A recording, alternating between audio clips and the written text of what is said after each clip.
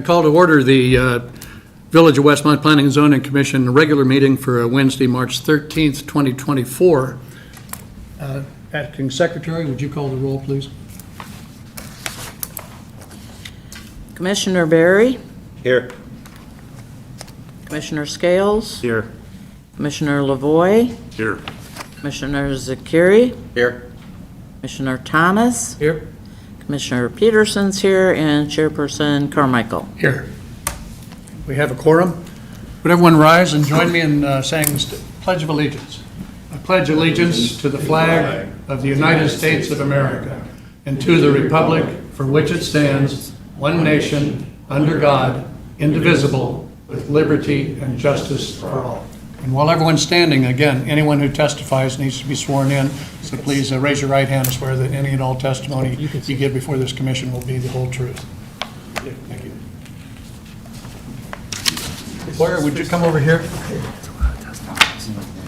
Here we have the oath of office for Commissioner of the Westmont Planning and Zoning Commission. Please raise your right hand and swear after me. I Boyer Zakiri. do solemnly swear that I will support the Constitution of the United States, Do solemnly swear that I'll support the Constitution of the United States, the laws of DuPage County, the laws of DuPage County, the Westmont Village Code of Ordinances, the Westmont Village Code of Ordinances, and that I will faithfully discharge the duties for the office of Commissioner on the Board of Planning and Zoning. that I will faithfully discharge The duties the duties of the of the office office of Commissioner on the Board of Planning and Commissioner on the Board of Planning and Zoning, Zoning, to the best of my to the best of my ability. ability. All right, thank you. Welcome Thanks. aboard, Board.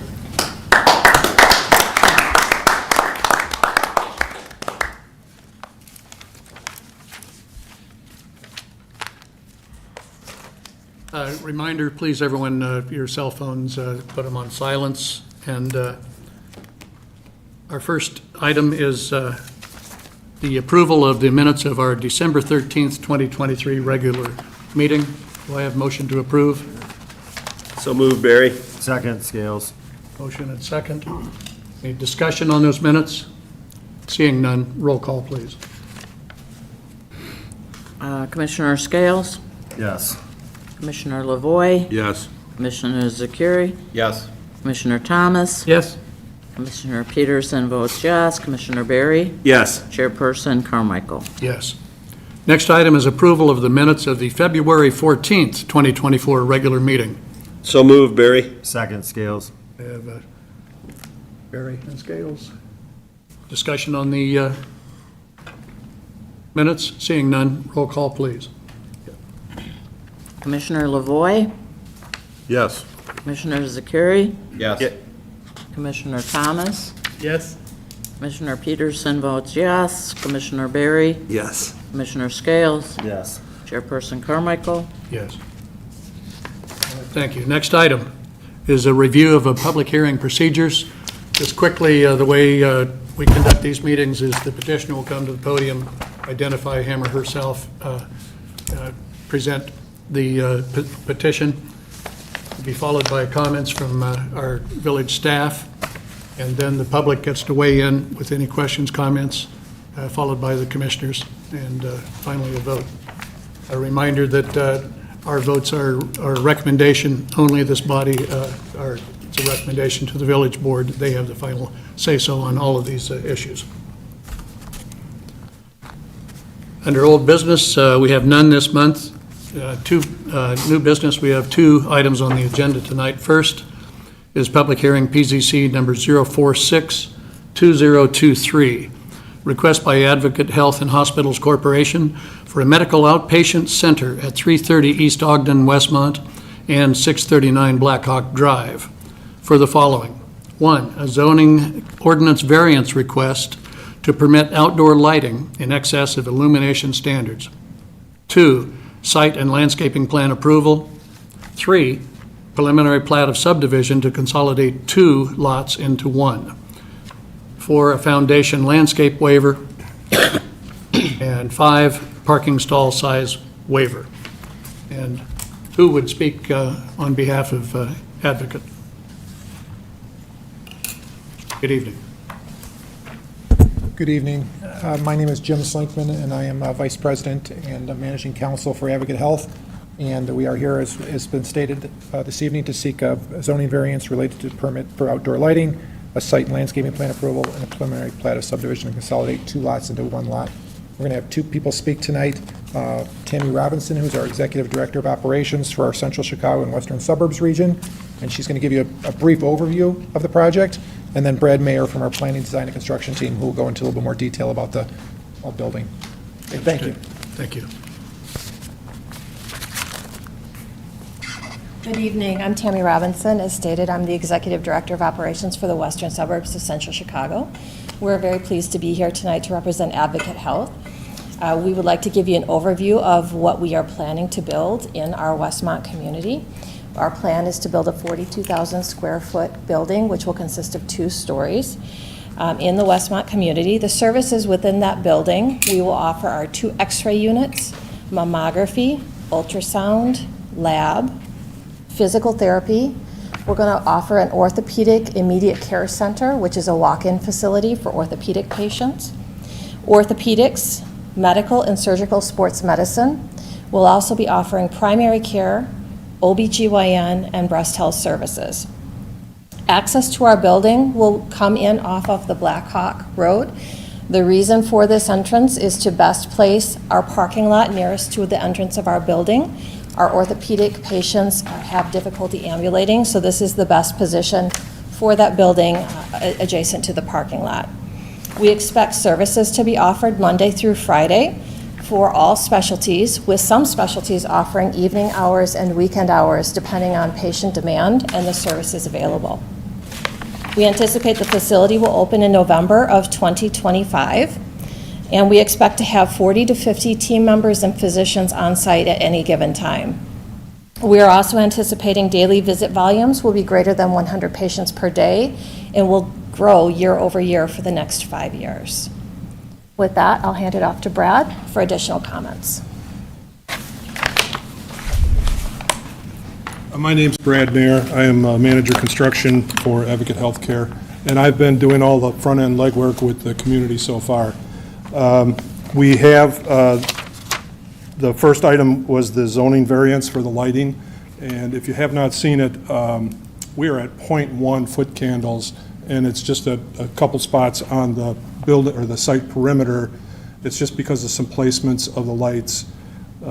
We could move them in, but we'd have dark spots on the site then also. We asked for the variance because also we are surrounded by commercial properties. We're very cognizant of the residential, and we don't have any issues with reaching the residentials. And our fixtures are what they call dark sky, so they'll be shielded and directed onto the property, and you'll just have, like I said, 0.1 foot candles, which is so minimal. Our other approach is the combining the 2 lots. We bought the properties, the 2 restaurants that were there, and are combining them. As Tammy mentioned, we're meeting all the ordinances, or we will be meeting all the ordinances for stormwater detention, parking stalls, and setbacks, and those kinds of items. And then we've also got our landscaping. I think a lot of it's been said. If there's any questions or however else you want to proceed it, we've met twice with staff over a period of the last 3 months.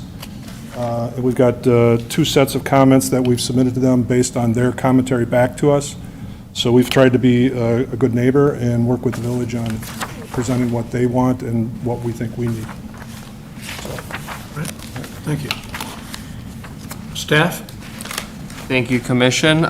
So I'm just going to give a real quick brief overview of the site itself. I know some people make site visits, but I want to give an introduction to it. So the 2 properties they were speaking of that occupied the lots prior to them being bought is Bohemian Crystal to the north, and then the Baker Fields restaurant to the south along Ogden.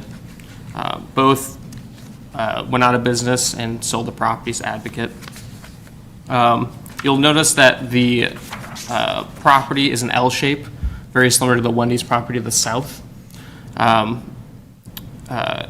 The access points shown on the site plan, I'll get into a little bit later on.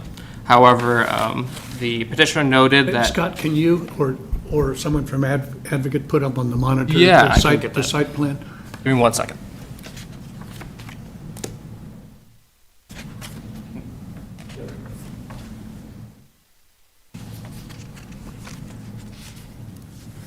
Dennis, I think it's static currently.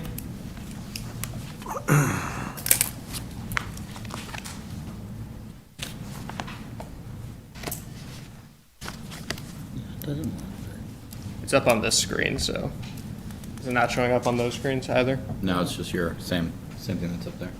Dennis, are you able to refresh the page?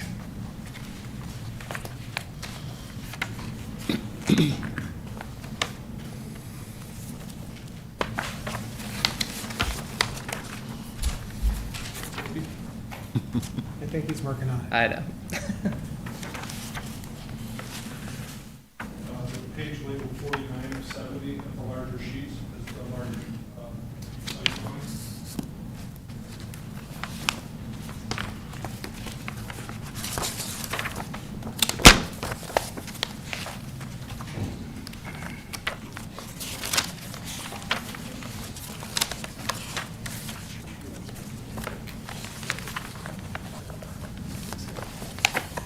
You're good.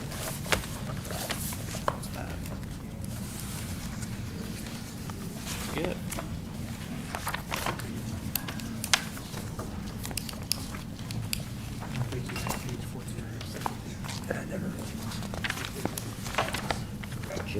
Thank you, Dennis.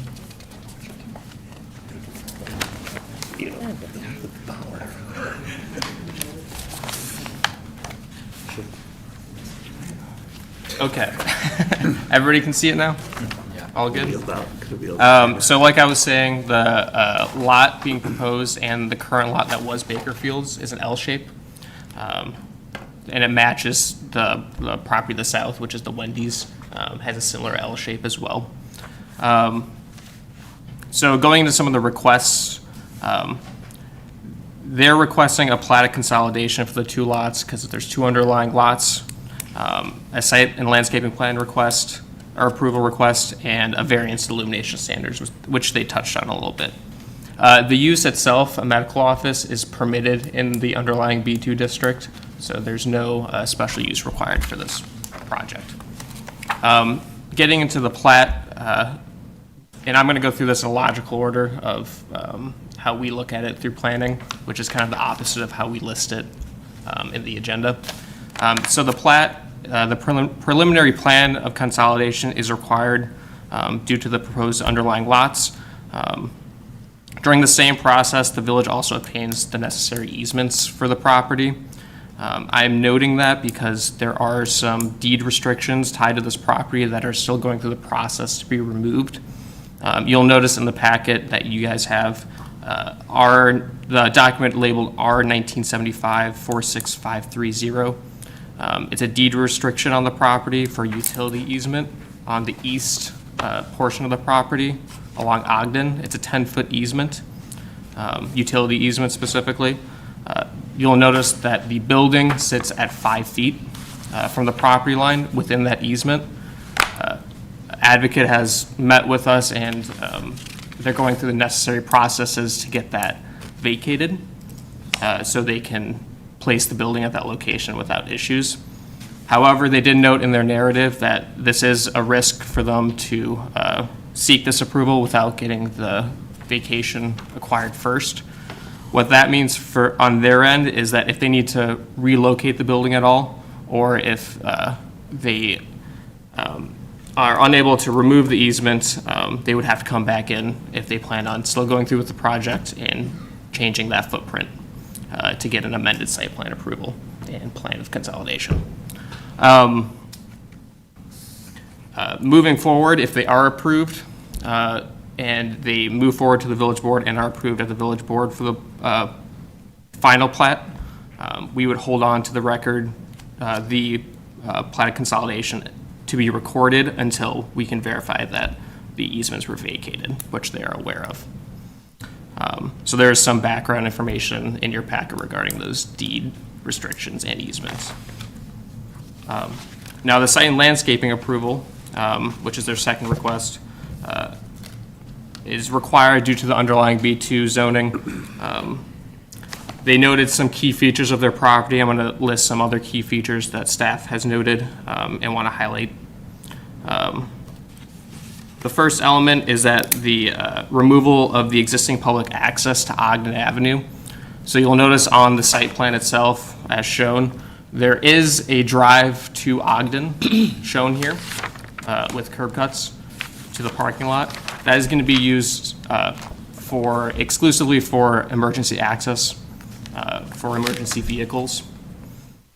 There is, I believe, a mountable curb along the parking lot, and there will be designated signs required there so people don't accidentally turn into the drive as requested by the fire department. So their main access, as they noted, is along Blackhawk Drive. From staff's level, we recommended that the petitioner have a traffic study and a parking study done to see if there's going to be issues related to the light along Blackhawk and Ogden. They came back and said that there wouldn't be issues according to the traffic study. That traffic study is within your packet and was provided to the public as well. Getting to some of the parking standards, they noted that they are in excess, which is correct. This type of use requires 183 spaces. They are showing 215. However, you'll notice there is a waiver request for a reduced stall size. As you know, waiver requests go to the village board directly. We don't usually talk about them here, but it is important to note because it is a part of their site plan. We've had similar requests for similar buildings, medical office buildings along Ogden that were approved, specifically Dooley Healthcare on the west side of Ogden. They were approved for a substandard waiver for 9 by 18 stall widths or area. They also noted that the building is going to be 45,000 square feet. The east portion of the property has the frontage along Ogden Avenue. They have a setback about 85 feet from Ogden with stormwater detention in the front. One thing they did not know in their presentation, but was in their narrative, is that there is a potential for expansion of the building if needed at a future time, what we were calling phase 2 in our comments. They haven't given any indication that they will move forward with those improvements to the building itself in the future. However, if they did, they'd have to come back to get an amended site plan approval for the building. Additionally, you'll notice that the makeup of the building is primarily masonry along the parking lot, masonry and stone. And along Ogden, I believe it's the south and east side, is primarily the corrugated metal. And that's due to the possible expansion of the building in the future. So they didn't want to provide the masonry on the side that they may expand. Lastly, they're also asking for a waiver from the village board for some landscaping, for the foundational landscaping, where 6 feet is required. They're asking for 4 feet for their limited access drive. Lastly, the variance requests tied to this, as they've already noted with illumination standards, we have pretty strict illumination standards for our code. Section 4.15, as noted in your staff report. It reads that where outdoor lighting is provided on any lot, the light fixtures shall be so designed and so located as to confine the rays of the light within the boundaries of the lot itself. You'll notice on the photometric plan provided in your packet, they're over by 0.01 foot candle levels on some of the neighboring commercial properties. They also noted in the presentation that by the recommendation of staff, they provided shielding to downcast lighting so it doesn't move further across the property line. We have obviously variance standards that I won't list out because we've gone through them before. I know we have a new commissioner, so if you have any questions, feel free to ask about those requirements. They are listed in the staff report as well. And I'm open to any questions from the commission. All right, thank you. Is there anyone from the public who would like to come and address this issue? Please, good evening. Just confirm that you have signed in, sir? I did sign in, yeah. Scott Wilson, Wilson Management, we own the property to the east. And from a variance standpoint with the light, we have no problem whatsoever. So, I mean, we had graffiti in the old Bakersfield building before when it was vacant, so I think more light, the better it is. So it's especially with, you know, the crime factor and stuff, so we're all in favor of that. So it won't bother us one bit. So, Understood. it's a Thank you very beautiful much. building too, so.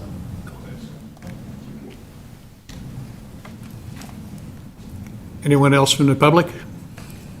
Seeing none, we'll move on to the commissioners. Commissioner Lavoy, would you like to begin? Sure. I do have a couple of questions for the applicant. In looking at it, you've worked on this for quite a period of time and refined your application, and I see that it's very well done. I look at it for the first time less than a week ago, so my question really is almost like a knee-jerk reaction, and that is, why is the access from Ogden Avenue required? The fire department, we've been talking with the fire department, and they asked for access, emergency only. They also asked us to raise our stair core to give them direct stair access to the roof, and we've talked with them about their fire equipment and providing access, and that road is what they requested. Okay. Would you be putting a fence along the property line, along that access road? There's one there now. Would you be putting one? I believe that is ours right now. Okay, it is there, and that's going to stay. Along Looking at it the without- Wendy's property. Okay, but looking at it from the standpoint of, like I said, my eyes first, a week ago, the way I would look at that is the tower ladder would not be able to erect their ladder because it's too close to the building. If they were going to erect a tower ladder, they would do it from the neighboring parking lot. The understanding we have after talking with the fire department is we've met all of their requests. Okay, I'm saying without knowing what the fire department review did, because I'm not privy to that information, other than what's in the package, of course, and I did see their comments, but it just, kind of odd that we would have that there when it's really not necessary, because the tower ladder would go up in the parking lot adjacent, on both sides for that matter, not just on the west side of the building, but on the east side of the building too. So anyway, just a thought. I do have also a question on the stormwater, and that is that you met the requirement, the IDOT requirement of 10 feet plus 1.5 times the depth to the high water to the right-of-way line, which is 16 feet. You did not meet that on Blackhawk. I could have our engineer come forward and comment to that. State your name and... Hi, I'm Spencer Craig. I'm with Erickson Engineering, 145 Commerce Drive in Grays Lake, Illinois. We're the civil engineers for the project. So we worked with your consulting engineer and also village engineer in depth on stormwater management. There is an existing depressional area that's right up against the sidewalk as it is right now. Blackhawk Drive is not an IDOT, under IDOT jurisdiction. Yeah, so it's village jurisdiction, and there isn't a separation requirement there. There isn't a separation requirement there because it is a village road, but Correct. I look at the plan, and I see the detention pond there, and I see that the limits, you could easily take that away from the sidewalk, so your high water isn't as close to the sidewalk without affecting anything else, because there seems to be plenty of room along Blackhawk to do that. So that's one observation that I'm looking at the plan, that maybe staff hasn't looked at the plan. The high water line would be like very close to the sidewalk. We are several feet away from the sidewalk. as it is now. It is farther away than the existing condition, and it is 100-year high water elevation as well, I will point understand out. that. Yeah, as It's just well. that So I'm we do looking have at that lanes- available space, a little reconfiguration would keep it further away from the right-of-way. That's my comment. From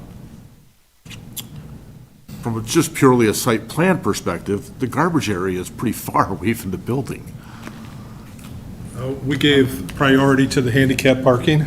Yeah, well, obviously, but I see that, it's pretty far to route cars. It has nothing to do with, I'm looking at it purely from a planning perspective, saying, wow, that's pretty far to go every day for trash. We have some sites that are longer, but in any event, we've provided the trash enclosure to meet. It's also an access point for the trucks so that they're not making sharp turns in the parking lot. If you see that they're lined up with the access drive to go straight out, we don't want them there long, and the straighter the shot, the easier. Have you had success with the reduction in the parking space width on other sites? That's our standard on other sites. Okay.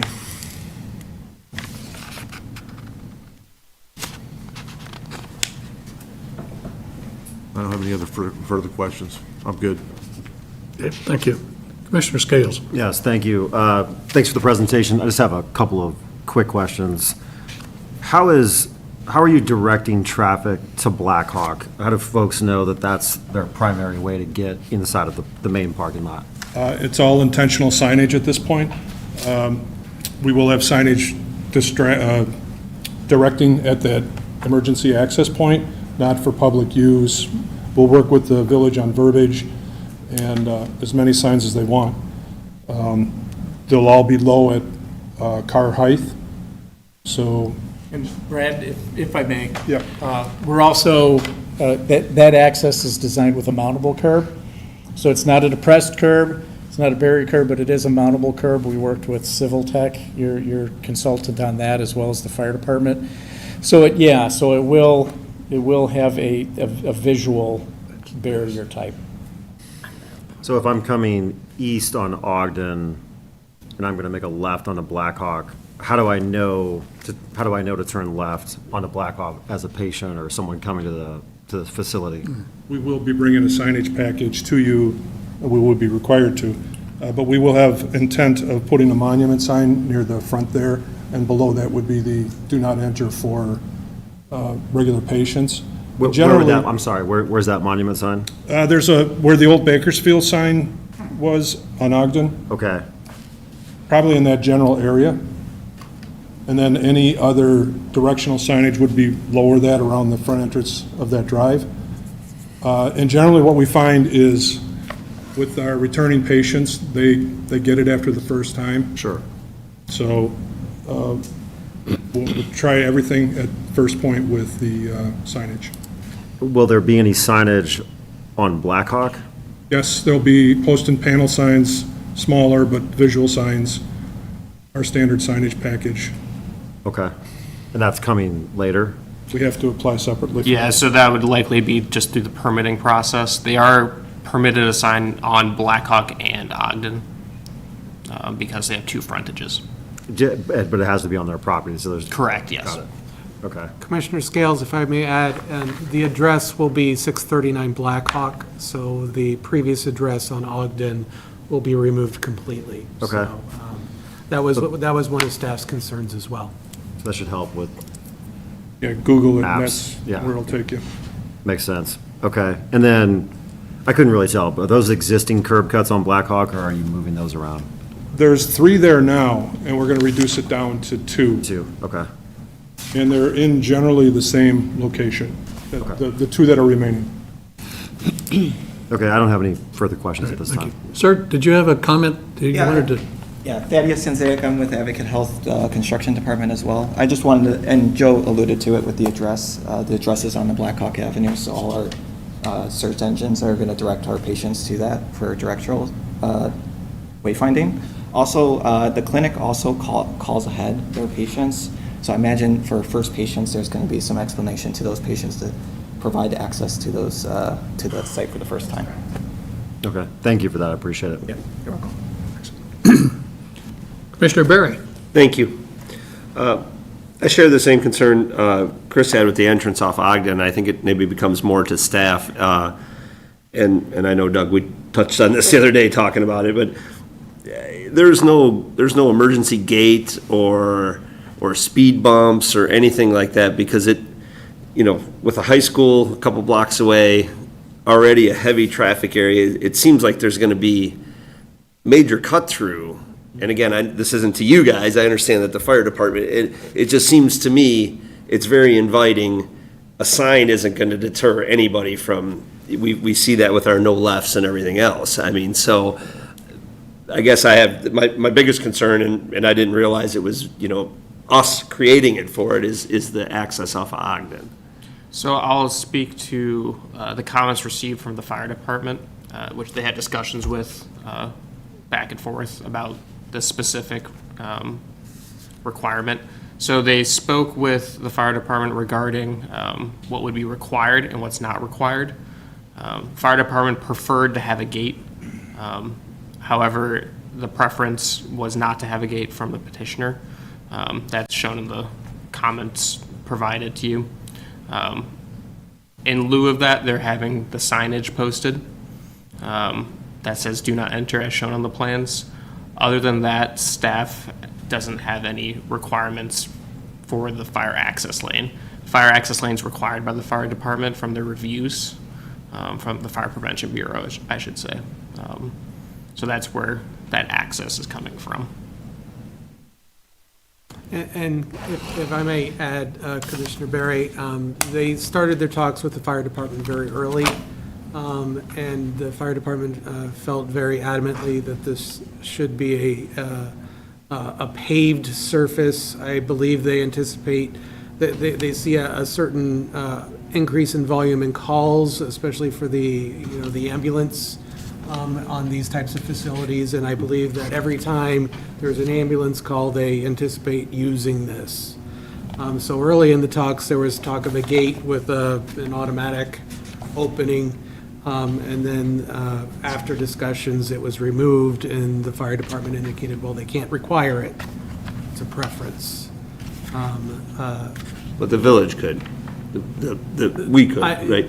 Before you is a site plan approval, so you Yeah. could make that as a condition of approval if you felt that was. Because it seems to me there has to be something. I mean, like a double-sided, one of those shark things or big speed bumps or something, because, I mean, we've made streets one way around there because of the high school traffic that, in the mornings and when they get out, and then put that next to two fast food places, it's really inviting there to be a race through. So, now that I have a little more of the backstory on it, and I apologize if I didn't catch that in the packet, I would definitely like to see something there that would not make it such a, pass-through. So that's been my only issue with it. The rest of it just looks really great, guys. I mean, it looks like it's gonna be a wonderful addition. I know, the restaurants and everything like that are really excited to hear those kind of numbers coming into town and the gas stations and everything else. So, it's an exciting project. We do worry about the safety, though, of the people, in the parking lot and stuff, if it's gonna become a cut-through. And then again, I think my second thing is also to staff, instead of making them wait for that easement, why not just grant them a variance on the side lot setback? So the easement is a requirement with the deed restriction, not with the village itself. It's a utility easement. It was a deed restriction, I believe, when Red Lobster was there with their subdivision. So they have to go through the proper legal process to get it removed. We were unable on our end to do it without them going through that process, so. We're committed to doing that process. Those are old setbacks. They're actually, we're trying to meet the village's current setbacks. So there are no utilities. There's only one major utility through the north side of the Bakersfield site, as it would call it. But there were no other utilities, so we wanted to reduce that down and meet the village's ordinance required easements. So they'll meet the required zoning setbacks. Yeah. Okay, okay. Those are my questions. It looks like a great project, guys. I did want to follow up just real briefly on the, excuse me, the gate concept. Been working with the traffic consultants as well. One of the concerns relative to a gate is that, if a car comes into that drive and then faces that gate, now they have to back up into Ogden Avenue to then get out of the site. So if it's not an emergency vehicle that has access to operate that gate. That was one of the other considerations. Depending on where that gate was located, I guess, would be that, right? I mean, if It's 15 feet in, which is the car length, they still got to get out. Right. So they'd have to back out into traffic. Now, that access is 2 vehicles wide, is it not? It's, a fire two-way- department it's- requires 24 feet, I believe. So the emergency vehicles would be both in and out. The ingress and intent was egress. to be one way, but we can't stop the. Yeah, the entrance kind of calls for one way because The curve. you wouldn't want to be Okay. taking a left out of there. Okay.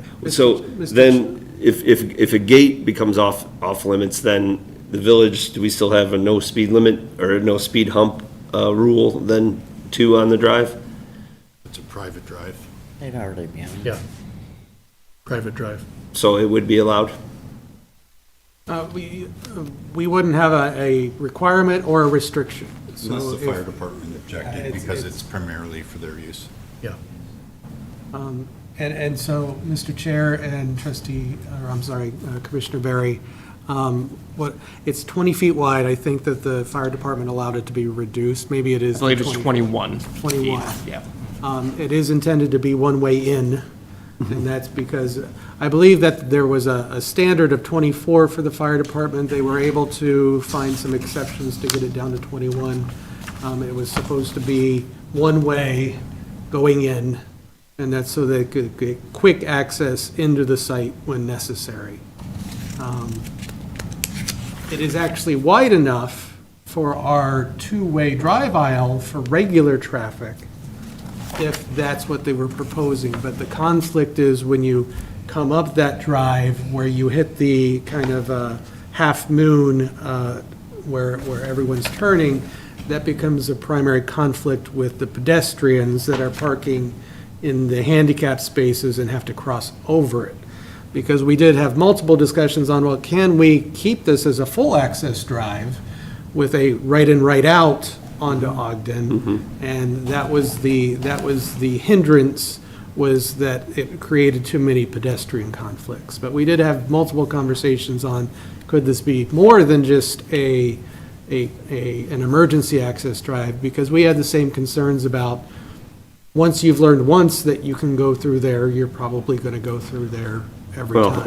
and you're talking, handicap parking, you're talking heavy pedestrian area, so we never want to create a life safety issue. And so that's one of those things that if we put something on here, again, with no fire department representation here tonight, we can't answer that question, whether they would allow speed humps or some type of, restrictive to the speed in there, because to me, that would be a deterrent. So, but again, great project, thank you. Mr. Chair, I just have a quick question, if I might. Somebody mentioned ambulances getting through there, and pardon my ignorance here, but this is an emergency facility. It is not. Would It is there not be- intended, it is, but typically at these, you get a patient who has a cardiac event, and it's just like any other business. While they're on site? Yeah, it's just Got it. like any other business. Fair Got to get an emergency vehicle there. Yeah, it is I have not a question destination staff. for ambulances. Has IDOT seen this plan? Not yet. We know we have to go to IDOT for the driveways, because we're vacating one of the Ogden Avenue entrances, which we're pretty certain they'll accept. So we're going down from 2 to 1 on Ogden Avenue. Yeah, I would say that turning radius is going to be an issue at IDOT. That curb return to the Sorry. west. Actually, we'll be going from full access points to zero, basically just have the emergency access. And, yeah, for public, and this is inbound only. So we have the radius for the inbound traffic, and we have provided auto turn exhibits and worked with the fire department for the inbound, both heading eastbound on Ogden and westbound on Ogden into the site.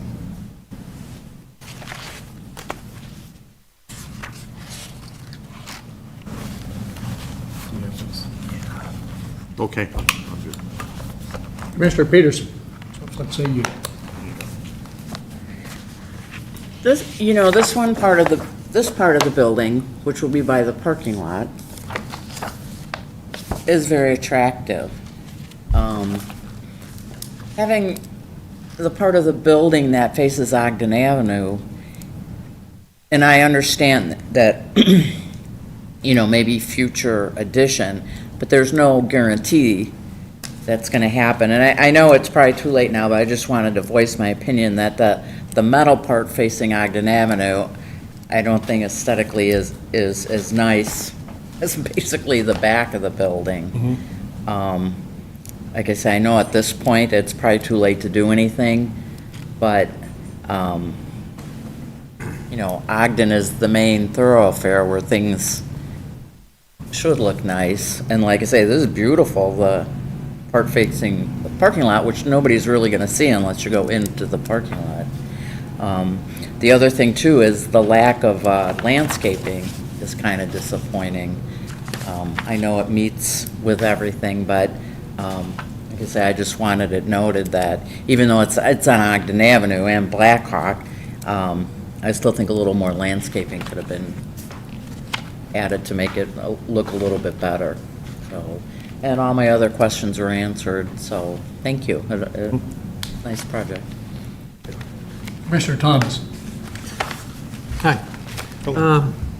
Yeah, most of my questions also, except the parking stall waiver. If you are not given that, the waiver, how many spots do you lose?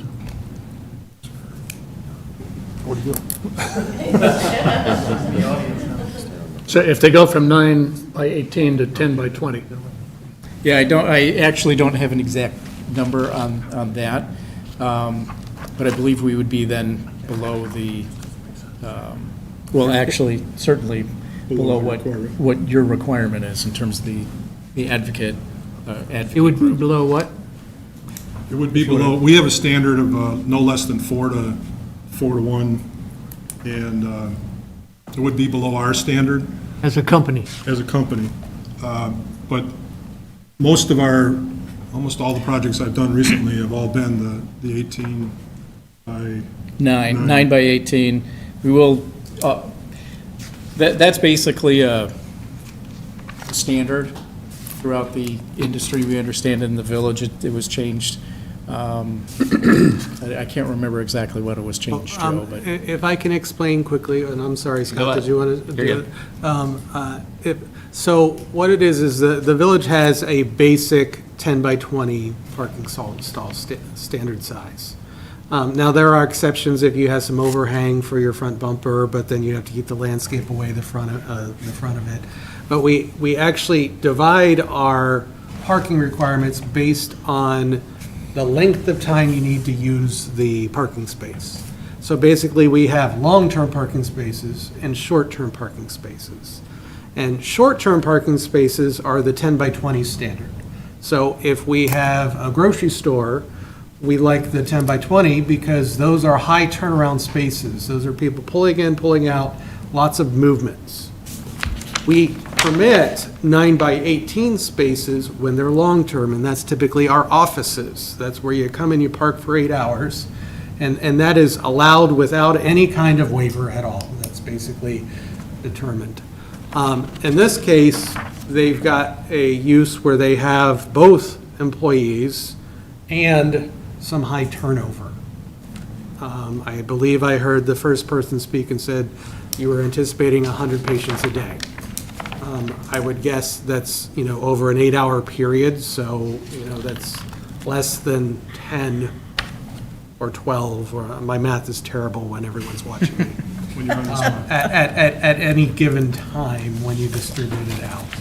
So I think that the question is do you feel it's appropriate to have the 9x18 universally for the volume that is anticipated? What we didn't want to do was have half the parking lot at 10x20 and half the parking lot that serves the employees at 9x18. So that's why Scott did his research and said, well, wait a minute, we had a very similar use that was just constructed in the village. What did we permit there? And there they made a similar request to the 9x18 that was approved. And we recommended approval of that one on Dewey. So I'm sorry, Scott, if you Oh, wanted you to cover that. got so. what I was going to say. That was my question. Thank you. Thank you. Thank you. Commissioner Zakari, your turn. Thanks, guys. My question is similar to Commissioner Peterson's around the expansion. It's probably a question for staff. In approving the site and landscaping plan and the elevations now, are those elevations locked in if they were to come for the expansion? Just in the similar vein of like that front facade and changing it later, are these elevations, would they remain consistent, or is that something that when they came back before the board, they would resubmit as, new site and landscape plan? So we have elevations that are approved with the site plan approval. The ones shown here have the corrugated metal on Ogden. Those would be approved, if approved at the board, would be adopted. That's what the materials would be required to be the same. If they decided to move forward with the expansion, they would have to come back in for site plan approval, which includes new elevations. Got So it. they come before this commission and then they go to the village board. Got it. And at which point, if the commission, to Commissioner Peterson's point, wanted a different look, that could be up for discussion at that point? Correct. As a matter of fact, the look that's before you now is up for discussion tonight. You can request, I know Commissioner Peterson, you said, well, it's too late now, but, that's why this public hearing is being held, so you can voice your comments. And if you're opposed to a site plan because of the building elevations on one side of the property, you can vote against this, you can request that it be postponed, or you can ask the applicant if they would consider enhancements to that between, now and the village, time to get in front of the village board. It would help to provide some direction, if that's how you feel about what you'd like to see specifically, but, and I understand the applicant saying we don't want to invest money on that facade because the plan is to expand it. The plan is to expand, and we do have various options to add more hard surface later on. At one point, we presented 3 options we have in our back pocket, but for the future expansion, because we wouldn't want to keep it all metal at the final point. And if, we asked the petitioner, so what he's indicating is in your packet, there was at least one of the pictures of the potential elevation that they wanted to show if they did an expansion. This is kind of within their corporate model of how the buildings typically look. That is not being adopted tonight. That could always be requested to be something different. I think what you need to consider tonight is that what you're approving is the elevation that shows the corrugated metal as shown. There's nothing that says that they don't pursue an expansion, so it means that you have to be happy with the elevation that's shown. Otherwise, you could always ask to amend the motion to have a better elevation, and what the attorney was trying to say is, you have several ways to do that. You could vote no. You could say, recommend a continuance so that the petitioner can revise it and bring it back to this group. Or you could authorize changes with staff to improve it, but still send it to the board for consideration. Propose a fourth option? Yes, absolutely. And that would be in the event that the building is not expanded within a certain time frame, like 7 years, 10 years, they have to come back, excuse me, for an amended site plan showing an enhanced facade on their south side facing Ogden Avenue. And that could be made as a separate standalone motion to the site plan item. I agree that that could be done. I think that might place a hardship on staff with an existing business to say, you've reached a point, come back in and see us. But I won't, that is an absolute option, and it might be a warranted option. I do also, I believe their setback right now is 85 feet. Yes. And there will be landscaping that will be next to the building that will grow up. So it is not very close to the street is what I'm trying to illustrate.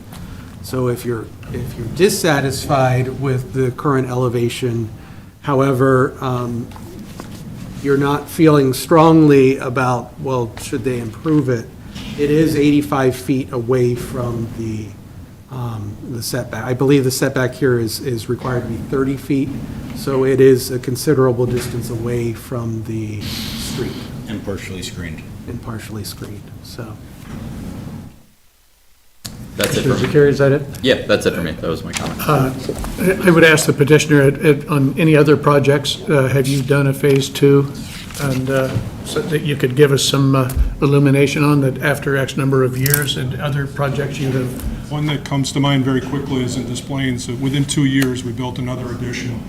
It became a very good site with the traffic flow. And that was on a very visible corner of the building, too. Up in 2 years, we took the metal off and we put stone on the final product. I think we've done it one other time. I can't tell you right now. The program's been in existence. We have this package, we call it a branding package, with this metal siding, stone, and masonry. And that's what we like to stick with that. That's our brand of the building. You know what you're seeing when you're driving through the communities. They may not all be metal on the front or stone on the front. They vary. We just try to mix those up.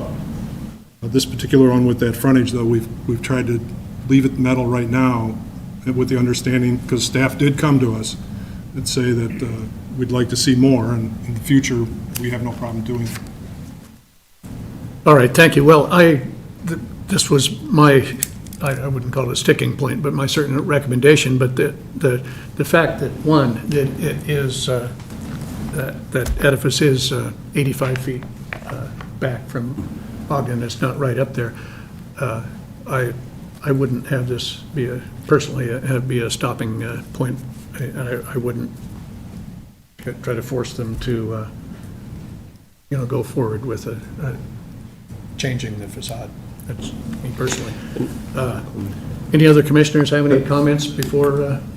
Commissioner Cumber? Yes. Just thinking as, from your comments in regard to the gate and cars backing up and things like that, I think I'd almost rather have that scenario happen 6 times a year than the daily occurrence of the cut-through.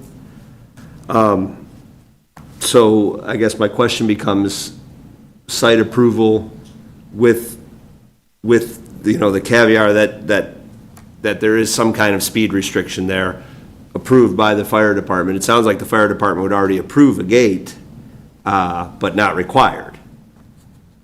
So to me, that solves it, and if somebody gets caught up in there and has to deal with it, that's less of a life safety danger, I think, than the continuous cut through off of Ogden, to Black Hawk to avoid the light.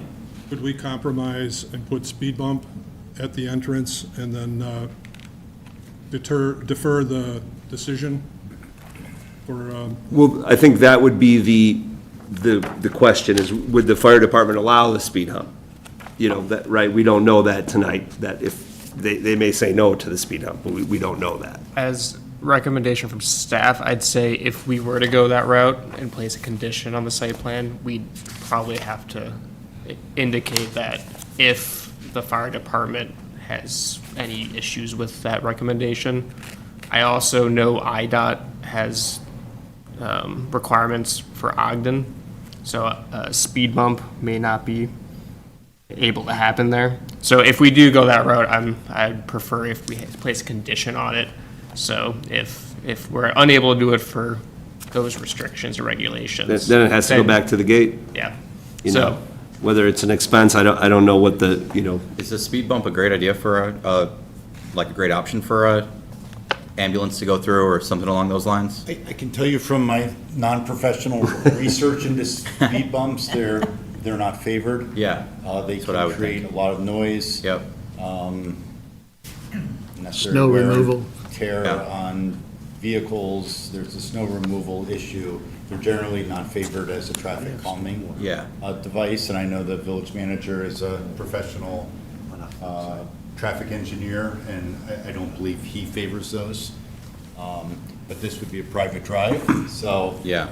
if IDOT didn't have a problem and the fire department didn't, they could legally put in a speed hump or, as you said, a gate. and there's many advanced things. I boat, I see things at boat ramps that are, one way where they pop back up and, you can only go one way and you have to slow down to go over them. So, I mean, there's not maybe just speed humps or, and maybe John, you could help me with the verbiage here of how I would want to make sure that we do something to make sure that doesn't become a major pass-through where people are going to be crossing there. Yeah, I think once we get through the voting recommendation on the agenda items, then we can work on language for a motion that you can make and see if it gets seconded and approved about requiring the applicant to install a gate or traffic humps or other traffic calming devices, provided they receive approval from the Westmont Fire Department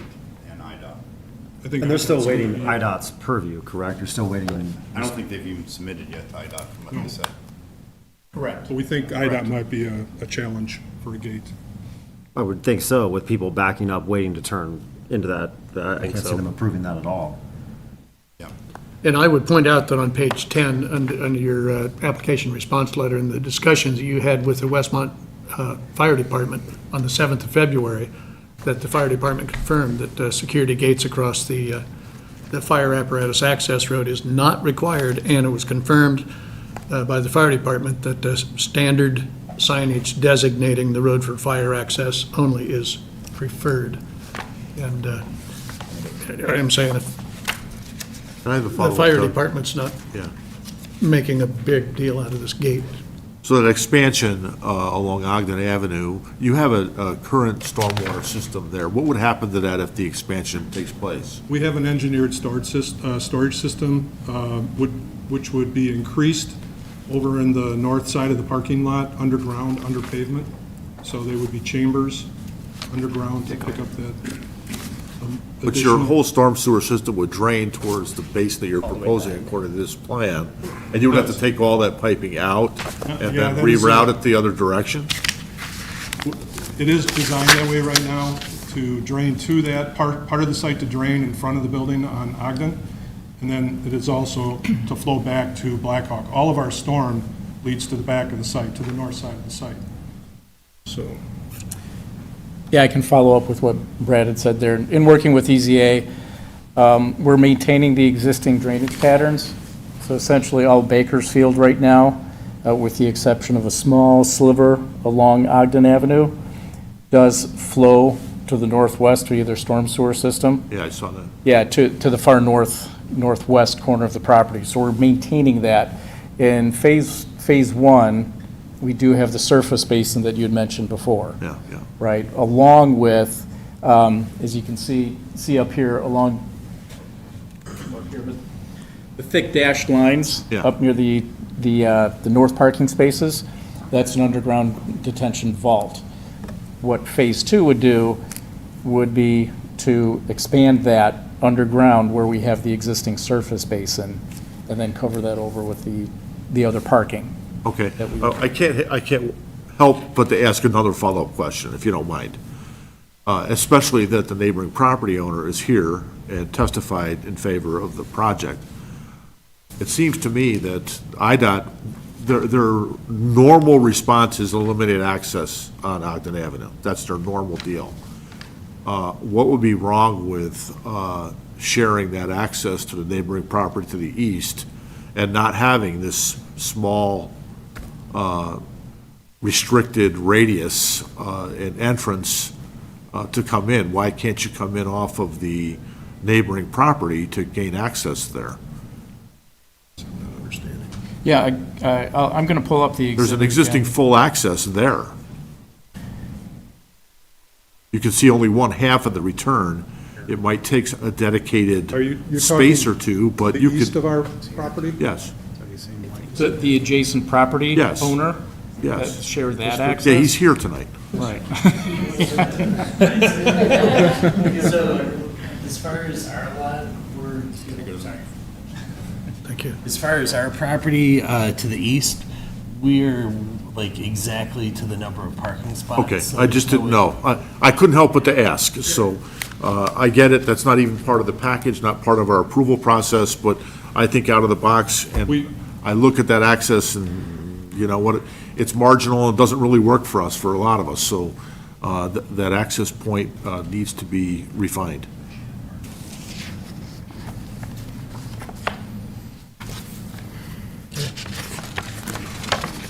Anybody else? Okay. At this point, Chair would entertain a motion to approve under public hearing PZC 046-20323. First, zoning ordinance variance request to permit outdoor lighting in excess of illumination standards. Motion Scales. Do I have a second? Second, Thomas. Motion approved, Scales, second, Thomas. always wins out. Discussion? Seeing none, roll call, please. Commissioner Zakari, Yes. Commissioner Thomas, Yes. Commissioner Peterson votes yes, Commissioner Berry, No. Commissioner Scales, Yes. Commissioner Lavoy, No, I'm sorry, no. and Chairperson Carmichael. Yes. Number 2, site and landscaping plan approval. Motion Scales. Second, Barry? Motion and second. Discussion? Seeing none, roll call. Commissioner Thomas, Yes. Commissioner Peterson votes yes, Commissioner Berry, Yes. Commissioner Scales, Yes. Commissioner Lavoy, Yes. Commissioner Zakari, Yes. Chairperson Carmichael. Yes. And item 3, preliminary plat of subdivision to consolidate 2 lots into 1 lot. Motion Scales. Second, Barry? Motion and second. Discussion? Seeing none, roll call. Commissioner Peterson votes yes, Commissioner Berry, Yes. Commissioner Scales, Yes. Commissioner Lavoy, Yes. Commissioner Zakari, Yes. Commissioner Thomas, Yes. Chairperson Carmichael. Yes. Item 4, foundation landscape waiver. Commissioner Chair, waivers don't go through planning and zoning, they go straight to the village board. So there's no vote on the 2 waiver I was requests. gonna say, I don't have a 4. You're scaring me. Okay, I'm off the other, It's shown on the agenda. the other sheet there. I apologize. Go to the publication notice. I'd have to double check. I believe it's on the agenda, but not publication. So, But, yeah, we generally, if there's a waiver request tied to a site plan, they're voting on the site plan is in conjunction with that waiver. Okay, same with the site. plan Correct, was yeah. With the parking size Sad, waiver. I didn't understand it. Then, we have all 3 items approved, gentlemen, and staff will notify you when you're scheduled to appear before the village board. Thank you. Welcome. Thank you. Thank you.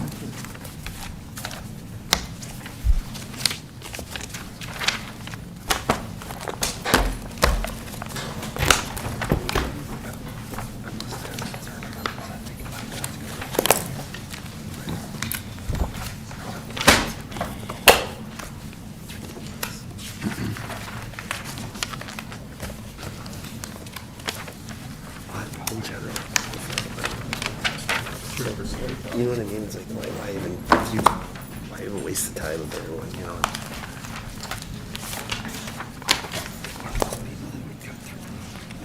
Oh, yeah, great.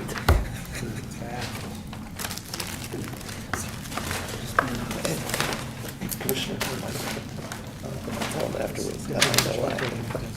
Yeah, you'll be closer to home. It'll save you 5 minutes. Well, that's great. There was a mayor passing out. Are we waiting on John? No, I'm just waiting on Scott. Okay. Item B, a public hearing, PZC 040-2023. Request from OSRX Enterprises, the petitioner, and Millennium Trust, the owner, for a 6-unit townhouse project at 22 and 26 West Burlington Avenue in Westmont for the following. We have 7 items. First, a zoning ordinance variance request to allow a driveway to encroach into the required 3-foot side yard setback for a driveway. Second, a zoning ordinance variance request to the required lot areas per building and per dwelling in the R5 General Residence District. Third, a zoning ordinance variance request to the required front yard setback in the R5 General Residence District.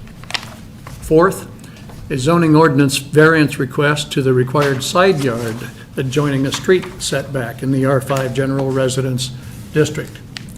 Sixth, a site and landscaping plan approval. And finally, a preliminary plat of subdivision to re-subdivide 2 lots into 7 lots. Good evening. Good evening, Chairman and Commissioners. My name's Greg Stevens, and I'm here with my wife and our team, our architect and our engineer. Thank you for giving us this time to present our vision for the vacant lot on the corner of West Burlington Avenue and North Lincoln Avenue, across the street from the metro station. Currently, this lot has been vacant for about 20 years.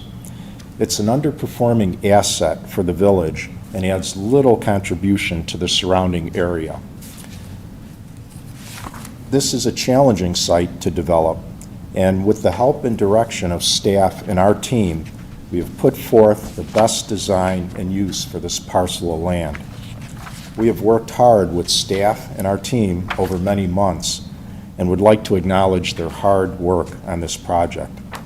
We propose to you West Burlington Place, a development of 6 townhomes for sale. The development is directly in line with the master plan to increase density around the downtown area of Westmont. These units are designed to be stylish, aesthetically appearing, and keep a positive trend of surrounding communities. And Ellie will now share a quick slide presentation for you.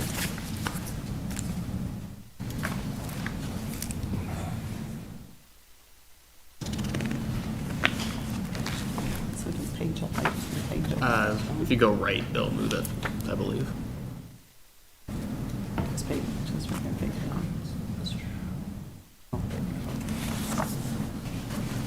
Good evening. Please follow me through the alley. This is the view from Lincoln facing the alley. And your name, please? Ellie Stevens. Could you speak up? Usually most people tell me. So from facing Lincoln Avenue down the alley, you can see the dumpsters are free floating. We kept that in mind with the design that we have for our design site. As you can see, the alley is gravel, with the village having plans in the future to develop that area. This is the vacant lot that you can see from Burlington Avenue. And on this vacant lot, we propose this beautiful, aesthetically pleasing building for this land in trend with the neighboring communities. An example is Elmhurst. They have no brick, new construction, very beautiful. It's near the downtown area, not far from the train. Another building, kind of more a cookie cutter building, but it's in Naperville, and it's approved with no brick, and they have these new materials that are supposed to be more durable. So no siding, no brick. another building, and of course, we're asking for increased density. And right down the street here on Quincy, their density is 21.2. The density we propose is 19.5. The building next to it in Downers Grove, it's in downtown right across from the train, and that's even more dense than our building. This is the parking for Downers Grove, and the reason I'm showing this is that to park, you need to enter underneath a building. And one of the reasons we have the design that we have in our design is that the village did not want us to have parking where you drive under something that's not totally supported. And this is another building with high density near the train and near downtown Downers Grove. This is a building nearby on Fairview and Burlington. You can see the design is very modern, little brick, and these trends are welcoming to the community. And this is with a much higher density also. And this is a building in our neighbor in Clarendon Hills, and again, across from the train, near their downtown, with high density. And right adjacent to that, right now under construction, is them to build more like this, and you can kind of see from the rendering it's going to be the same as the one next door. And then you can see this is the property that we wish to put a 6-unit townhome on, which is across from the train and near downtown, where people who live there can walk to the restaurants and the businesses there. And with this site plan, with the variances as far as the front yard and the side yard, we propose like 14 feet of setback. The current code is 25. But what we're showing is the neighbor, which you can see on the next slide, is the same exact. So it's just like 14, so nobody has 25 as current code. And off of Lincoln Avenue, we're at 19, and then it graduates, and it's even more than 19 with some of the indents in architecture. And I'll show you in another slide that the house next door to that is 16, so we actually have more setback than the neighboring house. And as far as in the first slide where we showed the dumpsters just floating around, we do have the brick pads to have the garbage cans, so they will be put out once a week. So there's no dumpsters there to be floating around or being damaged. The owners will take and put their garbage out once a week like most people do, and just leave it out there for the 24 hours and then bring it. Then the garbage will be, their big garbage can in the garage until they fill it up and bring it out once a week for the garbage truck to pick it up. The other is the driveway off of Lincoln, and so we are proposing 1.5 feet. The code is 3 feet, so very, very close. And the rear yard, we're at 6 feet. If you add the alley, that's 16 feet, so we're about 22 feet. The code's about 27. It's just a percentage of the total lot size. This is showing Burlington Avenue, so you can see that the setback there is similar to what we would do. It's about 13, 14 feet, so we would be just right in line with what's there. And on Lincoln Avenue, the house behind us, 16.8 feet setback on Lincoln, and we're much more than that. And on the other side of the street, there's 0 setback for the one-story building on the east side of Lincoln. And this is a south elevation, and the east elevation, and the north elevation. This would be what you would see from the alley, and we propose to have a aluminum sliding fence there, and that would meet all the codes of the fire department with emergency access. And then this is the west elevation, and the first floor, each townhome would have a 2-car garage, and the second floor and the third floor. And the landscape plan, our landscape architect had worked with Doug Shannon, the village landscape architect, on making sure that we're up to code for our architecture. One of the issues is removing the tree, because it's right where the driveway is. So we met with the forester, and we took measurements trying to figure out if we could do another design to save the tree. and there was no way we could save the tree. So we offered to put 3 trees in its place, but we would need to seek approval of the forester. Forester would like to keep the tree, but he said he was open to whatever the village would decide, and he would work with that.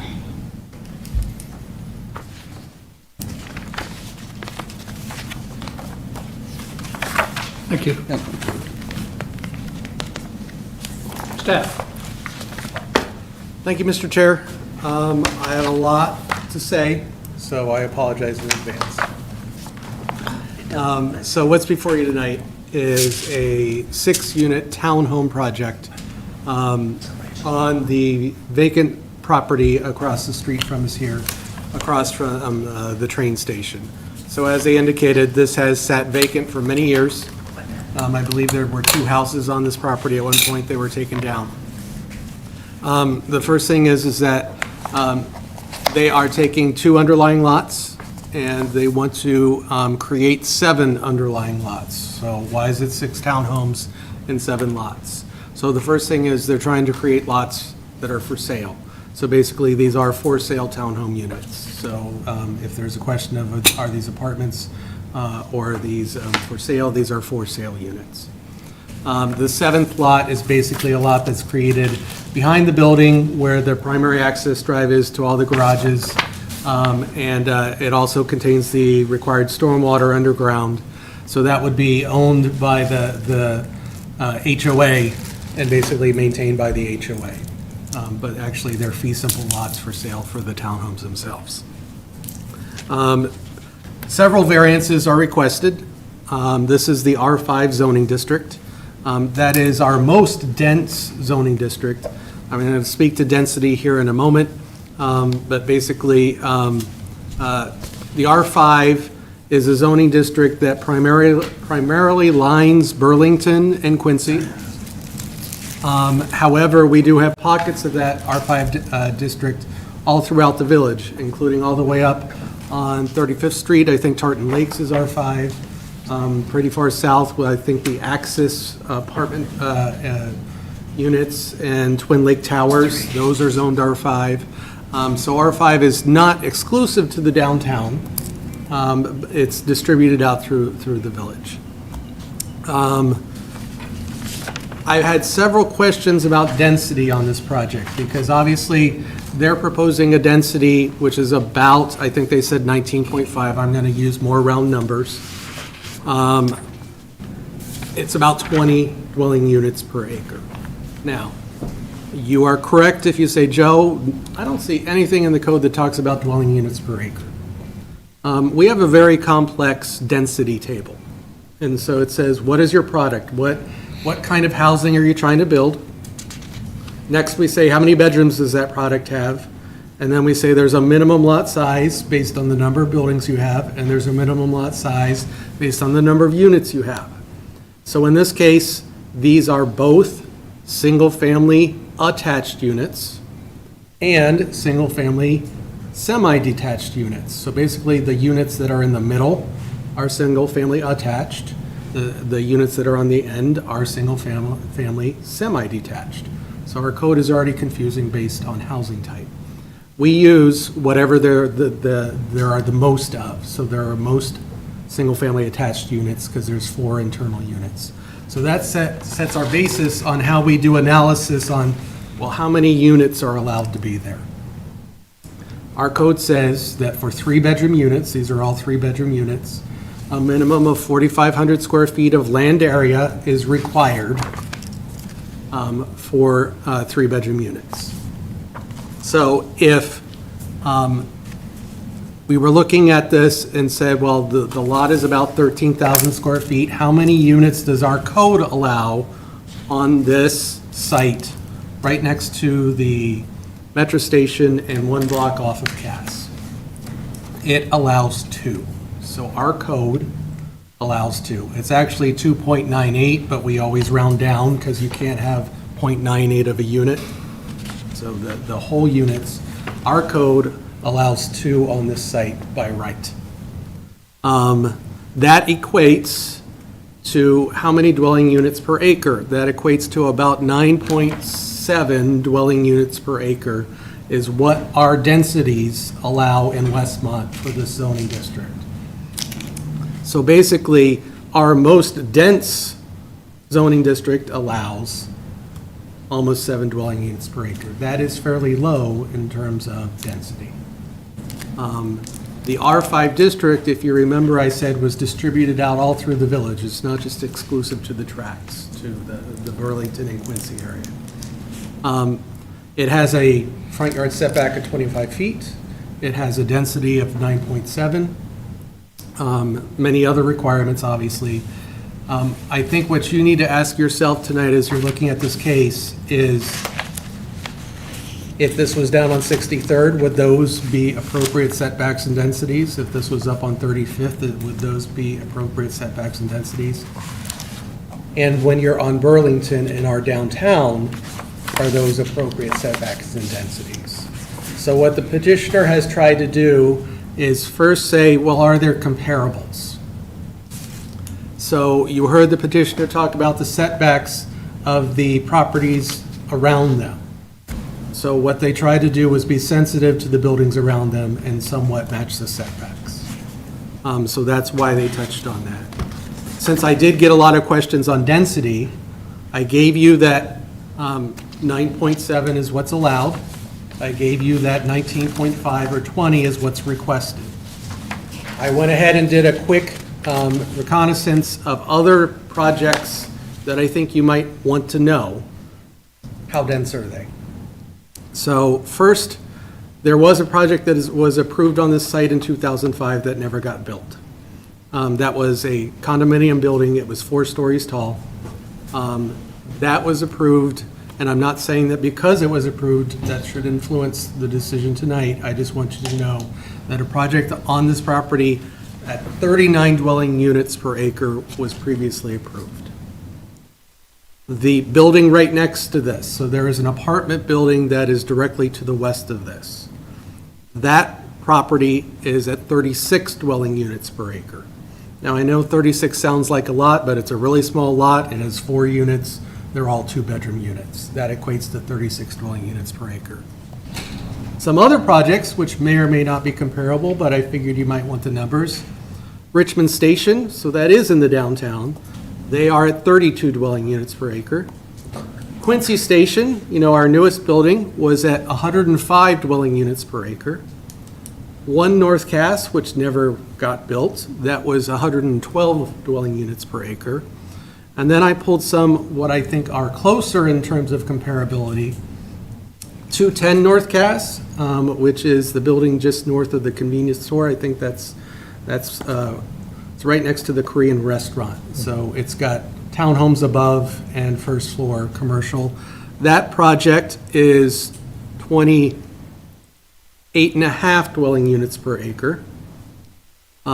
Quincy Street Station Homes, which if you know the Metro parking lot right out here on Quincy, it's the 4 pretty 3.5-story kind of stone and brick townhomes right at the end, where they only built 4 of them, but there were supposed to be 18 built.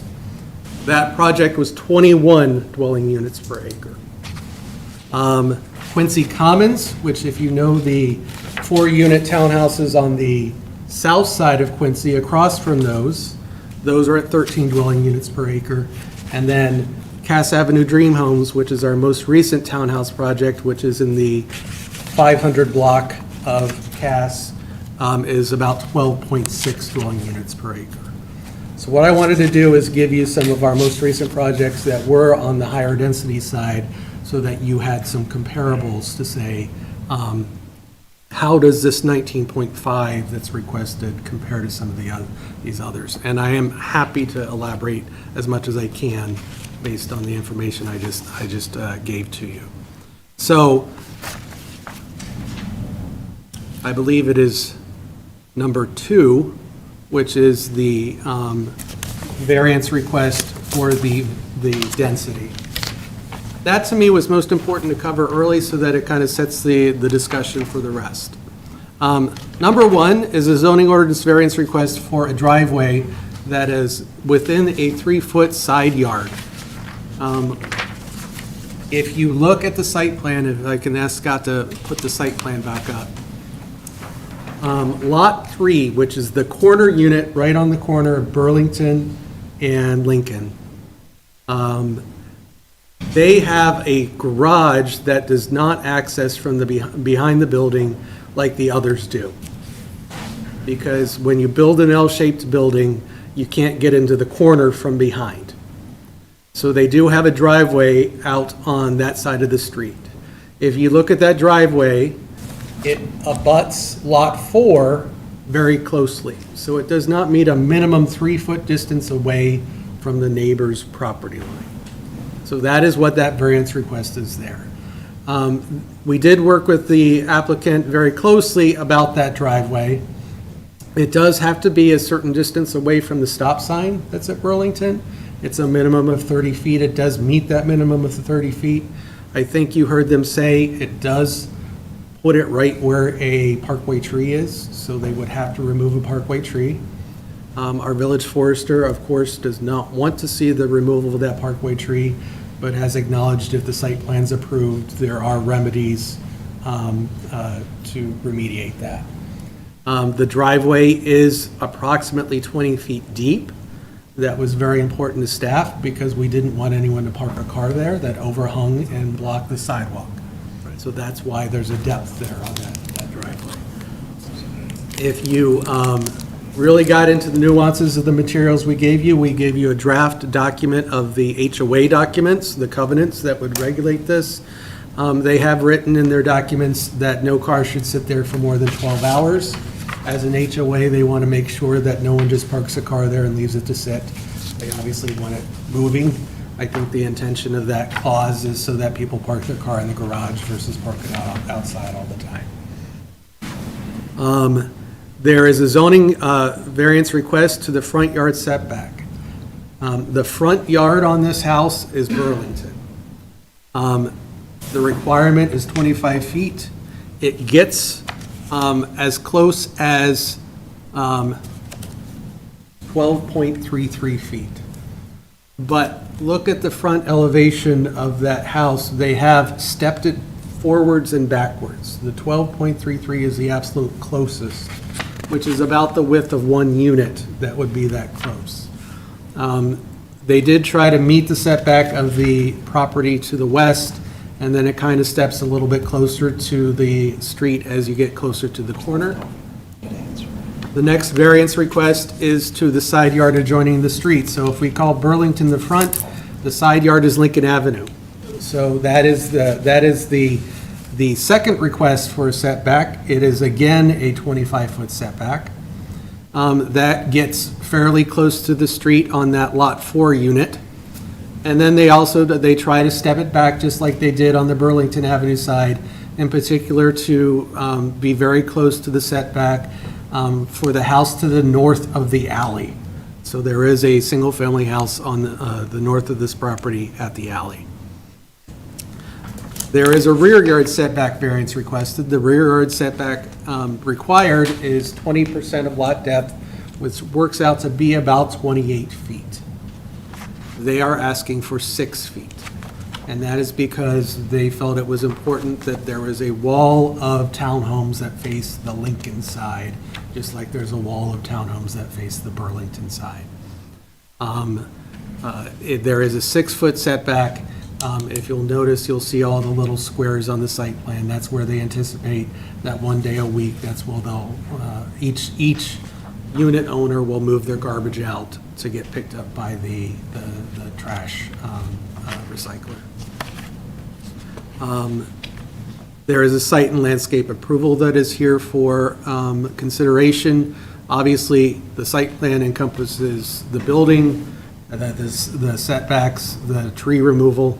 There is landscape that is provided that meets our minimum standards. It is a small site, though, so there's not a lot of landscaping. And when you ask for reduced setbacks, it does reduce the area for landscaping. And then there's finally that preliminary plat of subdivision, which is taking the 2 underlying lots and re-subdividing those out into 7 lots. So I covered a lot. I don't want to overwhelm anyone, especially my new commissioner. I'm sure there will be questions. I'm happy to discuss them. All other requirements that aren't listed are met, such as height, so 35 feet is the height requirement in this district. It is met. Of particular note, you'll notice I didn't talk about parking. There is no minimum parking requirement for a project like this. So they've provided 2 parking spaces in each garage. Obviously, Unit 3 has room outside for at least 1 more car, but I can't leave it sit there per their HOA documents. There would be no parking behind the building. At one point, they did show 2 parallel parking spaces on the far west side where you see now it's a big curbed area, and that's because they wanted to address snow storage when snow hit. So that's why they pulled out the parking spaces there. But there is no minimum requirement. You heard them and you saw them show a lot of examples of other projects. Obviously, we do have downtown design guidelines on buildings. The preference does say brick or stone. The reason they presented that is they want to show that they are on trend with what some of the other communities are doing. I believe they have added brick at the entryways to all the doors. It's kind of that dark black brick, I think is what they show there. And then they did take pieces of our design guidelines, in particular that we have some 50s architecture in the downtown, some more modernistic. They have their architect here. He's very passionate about the design. I'm sure he can elaborate that on that as well. Okay? Thank you, Joe. Is there anyone from the public who'd like to address the commission? Good evening. Stephen Fleck, 11 North Washington. First off, I do think the design is beautiful. It's nice. However, based on the size of this lot, and I understand that the density that we're talking about are numbers, but I think when we compare it to locations of other spaces in town, Twin Lakes, that's been there since 60s, 70s, whatever, big open land space, high-rise building, or mid-rise, I guess we would call it, and I understand we got Quincy Station here, which is more rental units, and I understand they want to break this up so that they would be, yes, taxable units individually and everything here, but in a nutshell, I feel like it's 10 pounds of doo-doo in a 2-pound bag. And we just have to really find this happy medium of where downtown is going and when does it stop before residential homes that are what I would call outside a downtown district. Even if the zoning may be there, I would be fine with something like this being built there, but I think it needs to be less units. And that's just as a resident looking at this, saying great units, finally something going on that space, but it's just too much in such a small area, and the being on the corner there, I think it's just, and I'm in agreement with being in line in the setback on Burlington, so things look consistent, but it's just too much. Maybe 4 units if it was redesigned differently or something along that line. But as a resident, I think we have to find this happy medium where these aren't brownstones being lined up downtown one after another. And we have to find that separation between where's the new generation going downtown and where do people still have yards and yard space. So that's just my opinion. All right, thank you. Good evening, sir, please. Good evening. Steve, did you sign in? I did, I'm sorry. I signed in. My name is Don Quixote, and no, my name is really Henry Baldus. But I do feel a little bit like I'm tilting at windmills here. I own the property across the alley on the north side of this development. And my issue is 2 things. One is the rear setback variance. It should be 20-plus feet, but it's down to 6 feet. And my house is a residential house cross, and I'm like 15 feet away from the lot line. I don't think that variance is justified, so I can't explain why. I just don't feel that it's justified. You know, there was a reason for the 20-foot setback. for buildings like that, in that area. All the rest of the buildings down Burlington have that setback. This one will be 6 feet from the lot line, and the alley is a gravel alley. They're gonna have 2-car garage and 5 of the units. So that's 10 cars going in and out of the alley multiple times a day. If they really want to put the building there, they should, I believe, they should put cobblestone like they have over behind Cass Avenue, between Cass Avenue and Lincoln. And that'll minimize the amount of dust and commotion, unless, of course, the sanitary district decides to dig it up again and fix the sewer for the 4th time, so. That's it. That's my 2 objections. So, stay right there. Staff, would you discuss the alley issue? Well, I will, to the best of my ability. The Public Works Department has plans to rebuild that alley, not with the cobblestone standard, but very similar to what we did behind here, where it's asphalt with 2 ribbons of concrete on each side to define the asphalt area. This development does invoke what we call public improvements. So typically, the first request is that they install the new alley.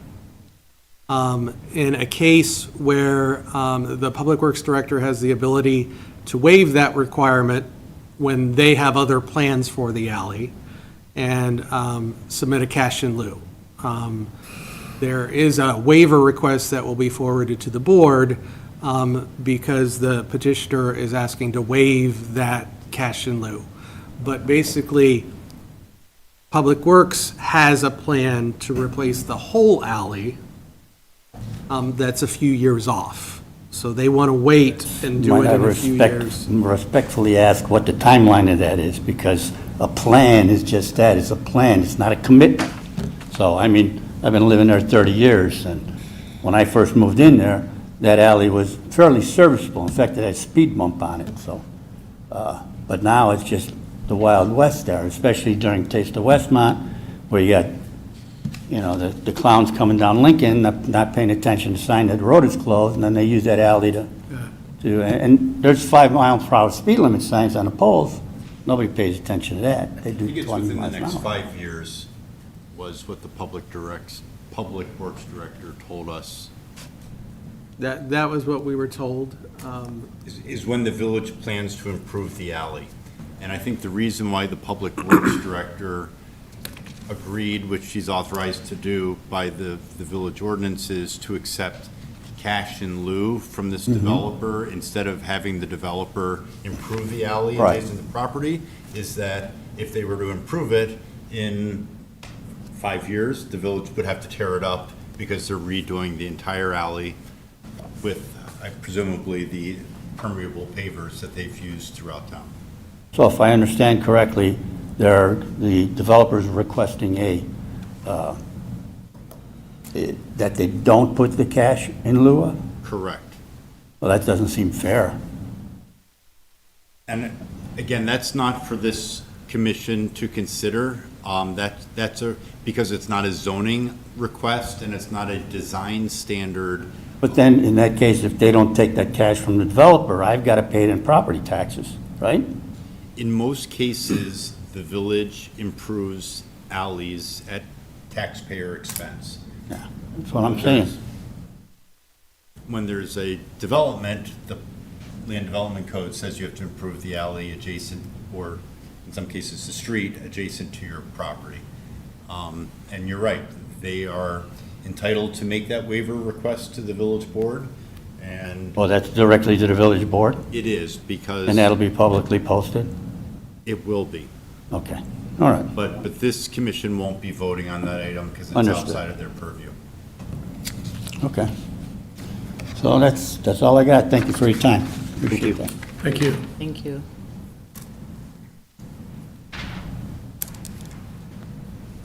Anyone else from the public? Seeing none, we'll go to the commissioners. Commissioner Lavoie, you want to start again? Again. Okay, I'll start. I see some really, really good things that I like, and I see some things that I'm objecting to. But the first thing is, in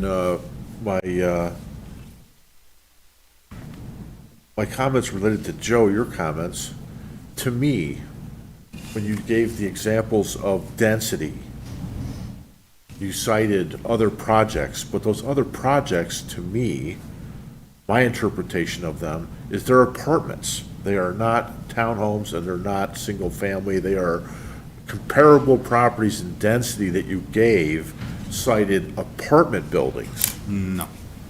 They were both. Which one? A mixture. Yeah, but we had some that with the higher density number of One North Cass, of the new building on the corner. Those are apartment buildings, correct? Yes, and I believe when I went through that, I said these are kind of comparable. It's Yeah, more yeah, for yeah. information. Yeah, so to me, that's something when you're looking at density, that's a total, to me, that's apples and oranges. When I look at an apartment building versus a town. Some of the examples, I think you pointed out. Some of them So- did, so- yes. Or so condos, the ones- down the street. The ones I wanted to highlight specifically Yeah, were the ones here on Quincy that are right next to the tracks. And those were, hold on, I need my list. Dennis, if you could switch to the overhead, please. The ones that are here on Quincy, which are a townhouse unit, similar to this, zoned R5, similar, are at 21.23. This one here on the left is more dense. Density. And those are Now- townhomes. Yeah, now, maybe more comparable in your mind, but less comparable in my mind, the Quincy Street Station Homes, or I'm sorry, the Quincy Commons, which are the 4-unit townhomes Right. on the south side of Quincy that have single-family residential on each side of them. Those are at 13.27.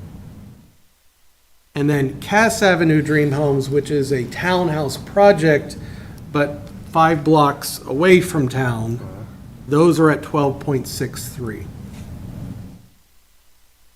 When we produced the staff report, the most common question I got was about density. So I just wanted to be prepared with some of the Yeah, no, I most get it. visible and I projects. heard everything Yeah. you said, and that, to me, density is a big issue.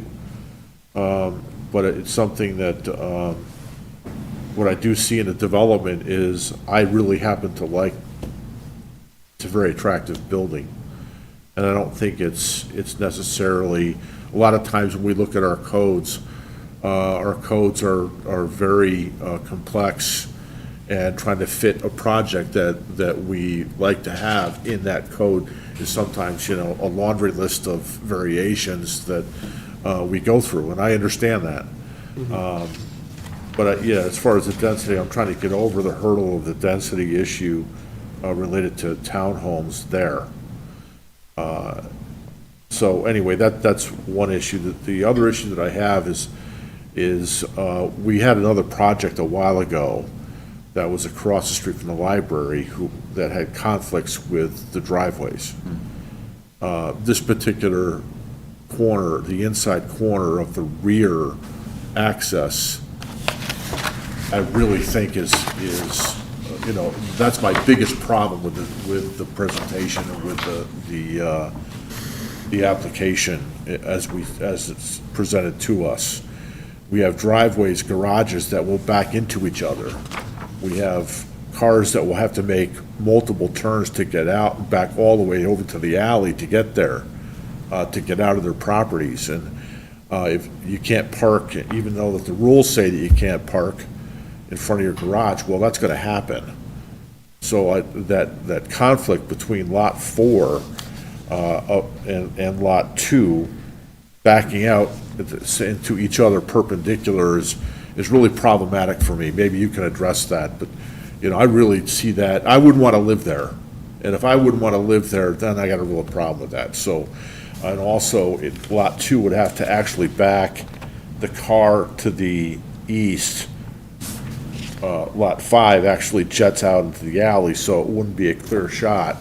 And it would be a difficult maneuver for a car to back out of that driveway space. would you please make me feel more comfortable about this and address it? Well,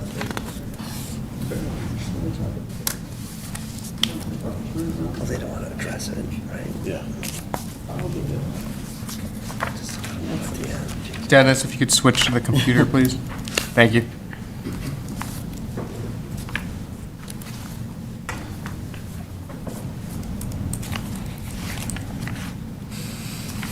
Further back here, Mary. So, because here there's going to be a gate, so they would just, like Unit 6 is going to just back out this way and then go straight. Same with this, there's plenty of room to back out and go straight. That's why I showed that other property that was in downtown Downers Grove of how those units are and how they would back out under. On that particular, even. that's the Marquee, and that project is a 24, or even larger, I think a 26-foot drive aisle, and the garages are across from each other. You are in conflict between Lot 4 and the lot Lot 2. So if Lot 2 is backing out of their driveway and Lot 4 is backing out of their driveway, you're in conflict. Okay, so you think they're going to do it at the same time? Well, what I'm thinking is I that mean- if I own Lot 2, and my car isn't, I've noticed how you put a small car and a large car in the garage. Well, most people, I get that, but that's a very difficult maneuver without having it happening at the same time. well, I guess it depends on the driver. Like this space here, what is the space here, Merrick? Because we took into account all the driveways and the access there.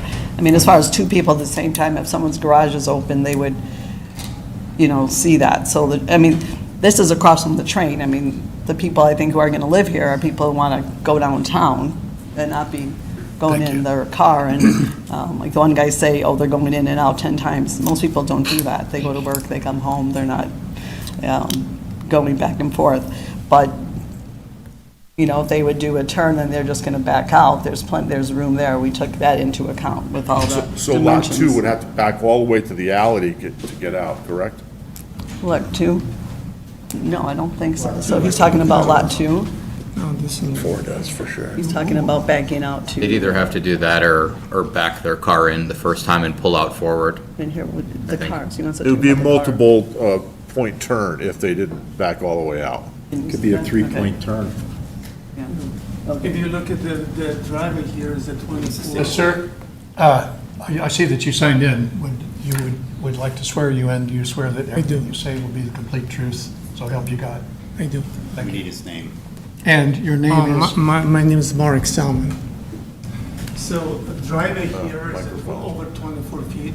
So when this car pull back, we have just that. The width of this is at 25 feet. We have extra 8 feet, and plus this is another, let's say, 7 feet. So we have just like, let's say, maybe around 35 feet to pull back and drive back to the alley. Could you talk into the microphone, please? It doesn't get recorded if you're not on the microphone. Okay, how can I explain? Okay. I heard what you said, but Okay, so with the unit number 1, is another way. We can just pull the car to the Lincoln Avenue street and go to the alley. Or we have just a little bit space on the west side to turn the car and go to the alley. And unit number 2, we can pull all the way to the west, so they can easily turn because the driveway over 25 feet. So unit number 4, they pull back straight to the west, turn to the alley, very simple. And number 5, they pull the west, south and go straight to the alley. Number 6, they pull the south and go straight to the alley. I don't think this is the problem. Also, the driveway is over limit. The limit's at 24 feet, we have at 25. So I don't see any problem. Okay. It doesn't work for me, but I'm just saying that it would be a big hurdle for me to Yeah, cross. but and we meet just the minimum requirements, so. Yeah, I just don't see it. I think if the density comes into play here, that if we didn't have that extra unit there, it might be an easier play. I think the building is very attractive. I really like the front facade, but I just think it's a jam in that corner. And, you know, this is part of planning, and this is something that I see as being a conflict, and, Part of it is kind of the design, because if you took a unit away and you had this, then people could go access. We wanted to make this secure with the gate. I mean, it's across from the train, so you wouldn't want to have an open area for people to walk in, and plus then it would have, you know, like a wind tunnel there. So it's kind of the design to keep it all contained also. okay, I'm not in agreement, but I'm just, I understand what your answers are. That recycle bins on the side, is that gonna be enclosed? On the alley side? Those are going to stay in someone's garage, and they're going to take it out once a week, just like people do in any house. Leave it out there for the day and bring it back in. Okay.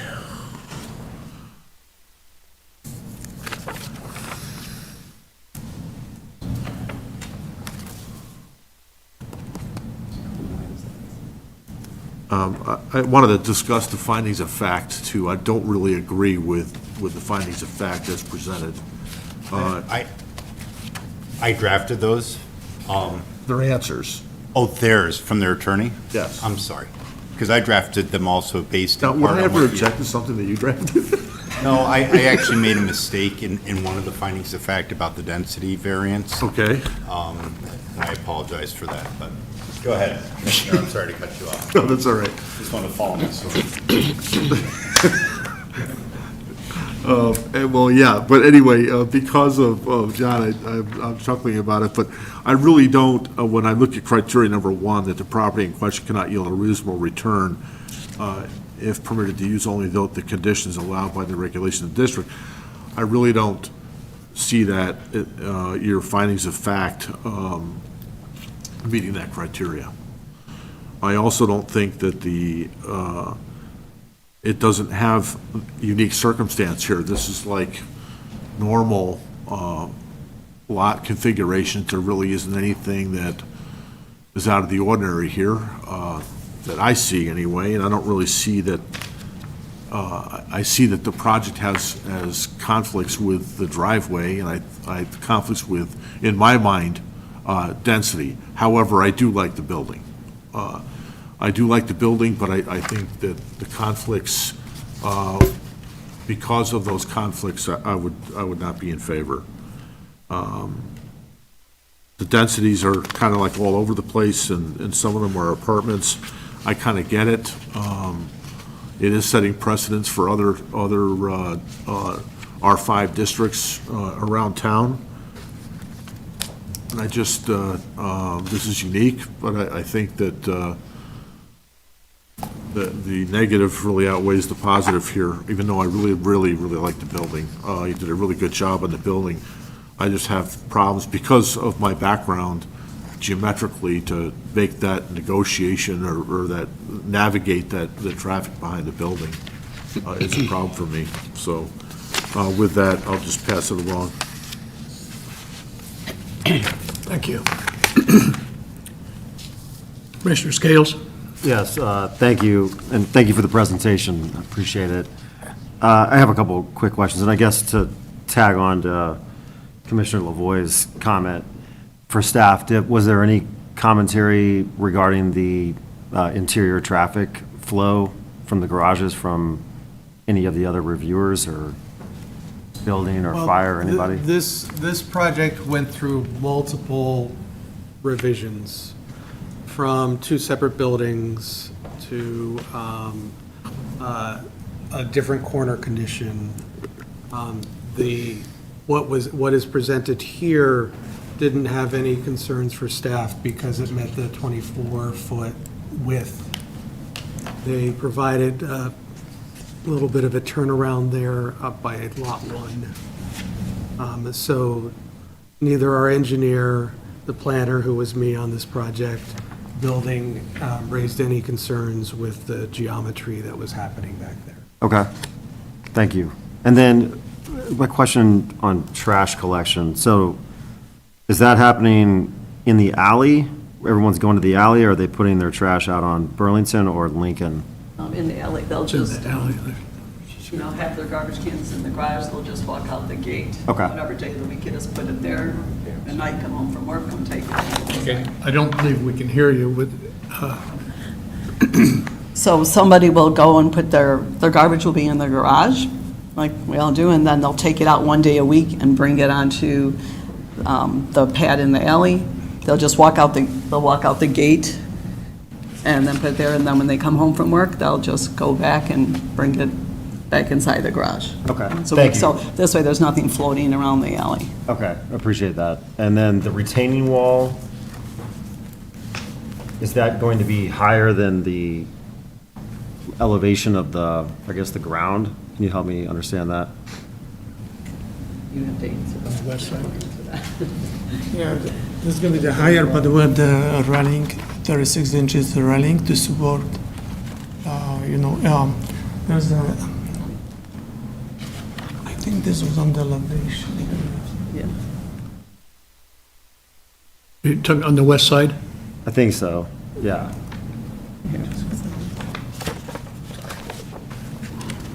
Yes, on the west side. You'll have to talk to your official when you're talking to them. This is the retaining wall with a metal railing, because we have the more than 30 inches high. So that's facing the neighbor to the west, correct? Yes. Okay. Just wanted to be clear on that. I do like that these are for sale and not rentals. Usually we see a lot of rentals, so it's nice to see a for sale product. Have you built anything like this before? No. This is your first development. Do you have any data to kind of support sales and prospective? Yes. Like this property right here. I'm also a Realtor. And the building that has, this one here, this density of this building that's right here on Quincy is more dense than our unit. That is 21.2 and we're at 19.5. So as far as density, that's more dense, so we're right in line with the neighbor. One of these just sold a few months ago, and it sold for $590,000. Is that similar? Are you able to share your price point expectations? Yes. Okay. Yes. Yeah, I mean, with our building in mind is to keep it at max of 600. That's the most we could get. I mean, to do more, to have something, the neighborhood wouldn't support $1 million units. Sure. So the development of this is challenging. Our stormwater that we're developing is very intense to hold. It's a swimming pool that's going to be underneath the parking lot. So we're improving the area with that. Okay, no, I appreciate it, and I echo Commissioner Lavoy, it's a very nice-looking project, so thank you. Good. Thank you. Commissioner Berry? Thank you. Again, I echo a lot of the same sentiments. I looked at this Saturday, and boy, these 3 units on Burlington are just beautiful. I mean, they really look great. I wish it was just the 3 units, though. It's way too dense for me. I don't care what the numbers say. The 3, and I could possibly see a 4th on Lincoln, but I travel Lincoln probably about a dozen times a day, and there is at least always 4 cars that are parked heading northbound, so I could see where this drive would have a constant challenge. People fly, it needs to be switched from head-in parking to parallel, really, because it's a dangerous intersection there at the stop sign. So people fly around those parked cars on a continuous basis, into that lane. And again, to even get out of that driveway, there's always a car there. Secondly, when I first opened this packet, when I got to page 3, that's where it kind of stopped for me. Again, to what Chris was saying, there is no way to maneuver these garages. I mean, if two people are taking their child to school at the same time, which would be very common, even if the parent did take the train, they're gonna back into each other.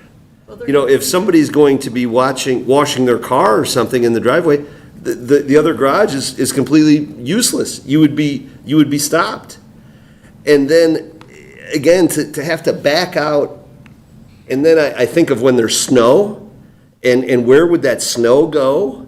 And how would we maneuver that with such a tight and backing up and maneuvering around, and we have the cans there already?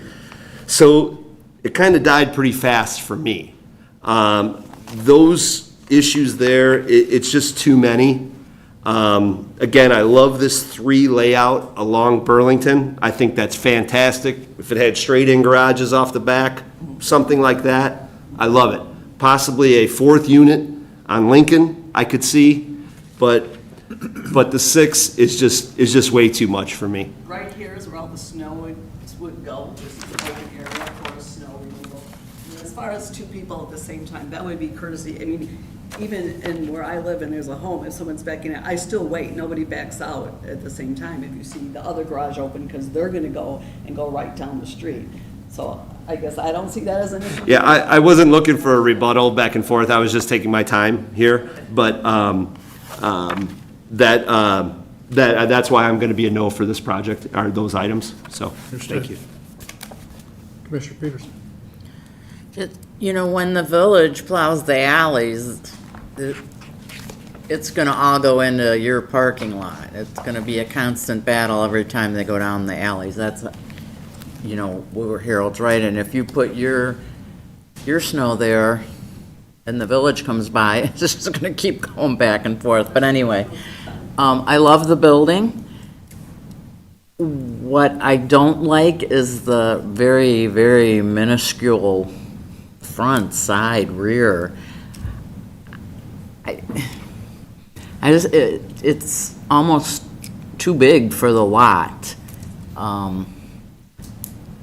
But I'm conflicted because it is 1 block off of Cass, and, you know, is that eventually the village's plan to go back that far? Unfortunately here, you know, you do have houses that have been there for a long time that people live in that, you know, have some issues too. I just think it's too much crammed on the property. And I know it's been vacant for a long time, but honestly, an open, beautiful lawn, green space is not an issue. I mean, it could be there another 20 years and it'd be fine. Like I said, I like the concept, but I don't know, it just seems too big for such a small lot. I kind of agree with Harold, you know, if you maybe cut one of the units off and, you know, you could do the parking different, and I don't know, I'm a little bit torn, but I do like how the building looks. It's a gorgeous building. Well, that's why, I mean, someone wants to sell the property, so I know maybe everyone likes to just open green space, but that's why it's an issue. And the building that was approved in '05, there was no setbacks at all that was approved. So this would just add and kind of put Westmont on the map of being modern. So We're talking from the audience. I understand what you're talking about, but it's been approved by the people with the distance and, you know, I guess. Can I speak? Please come to the podium. So I just want to address the fact that this stormwater retention has been a major, major, major issue. And what we're being required to do, if we can't do 6 townhomes on this, then this project is not viable. A fact. I'm not threatening, I'm just saying a fact. We understand. You know, we're storing 42,000 gallons of water underneath that parking lot to allow it to be dispensed at a reasonable rate. And so that's why the design is the way it is. Commissioner Thomas. I appreciate that view, and flooding is, we all know. and that, in fact, will help. I also have, like my other commissioners, have major problem with the backing out of the garages and working its way. Now, on the garbage cans, on the printout here, is that literally how many will be there? Well, there are 5 garbage and 5 trash, 5 recycling. And 6 lots? Well, and the lot number 3 has its own garbage. would Lincoln. come out of It would the be east on side Lincoln Street. Okay, so two cans in each garage during the week. And your bylaws of the homeowners state that they cannot come out until. Exactly. And in fact, the new vendor will be doing it, the recycling once a week in the new contract, Nat. I have a problem also with the snow removal coming down the alley. They plow, they don't pick up and put in the truck. We would have service that would come in from the You HOA. have to come, if you're going to Come to talk. the podium. So the HOA would take care of it and put all the snow on the side, and if they came and plowed us in, they would be moving that. So that would be part of the HOA and the vendor that we would hire to remove the snow in the parking area. Okay, what's going to push me over from negative to possibly positive? I'm still debating. Is the water retention. That's a major point that I hadn't even thought about until you just mentioned it. And the water retention is going to benefit the whole area that we're around, not just us. There's going to be a major impact. I know that the train tracks flood easily, and our solution of putting in this water retention will take care of that issue. So Westmont will benefit by us doing this project in other ways. Thank you. That's all I have. All right. Mr. Chair, I respectfully disagree with that comment entirely. Say that again? That's not the case. Their stormwater detention is based on their lot. It's not going to fix the areas surrounding that property. Their drainage of their lots, their gutters, their roof, their driveways, their impervious area, that's how that is quantified, and every development has to do that. It's not unique to this development, and it's not going to fix surrounding flooding areas. It's a matter of what our ordinance requirements are. That's a requirement of this particular applicant or any applicant. Yeah. So I don't agree that it's going to fix the downtown area because of this stormwater system. Thank you. So what does our staff have to say about the water retention? Well, they're not picking up anyone else's water. You know, they're not going to take alley water and put it in that retention. They're not going to take street water and put it in that retention. Only their property is going into that retention. So really, they are not benefiting anybody but themselves.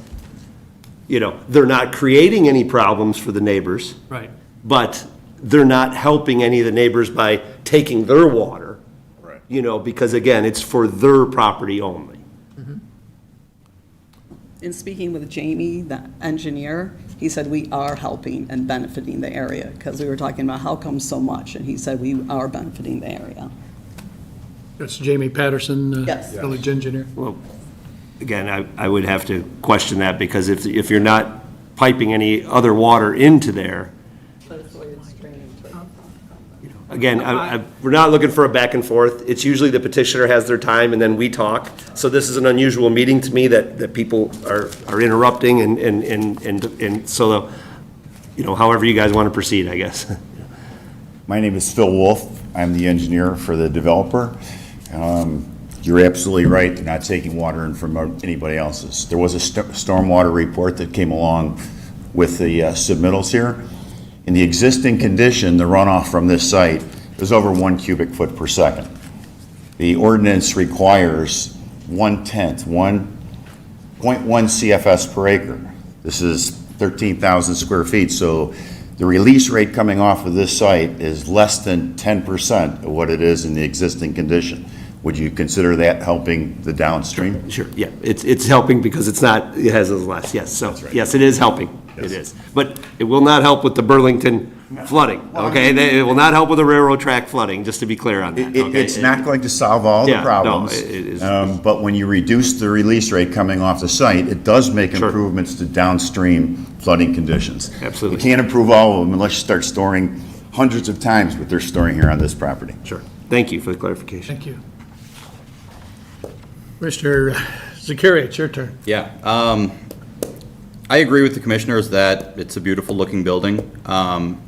You know, anecdotally speaking, you know, I had some of my neighbors at my old building that I lived in the city because I lived in a very similar parking scenario prior to moving to Westmont. And the measurements are pretty similar.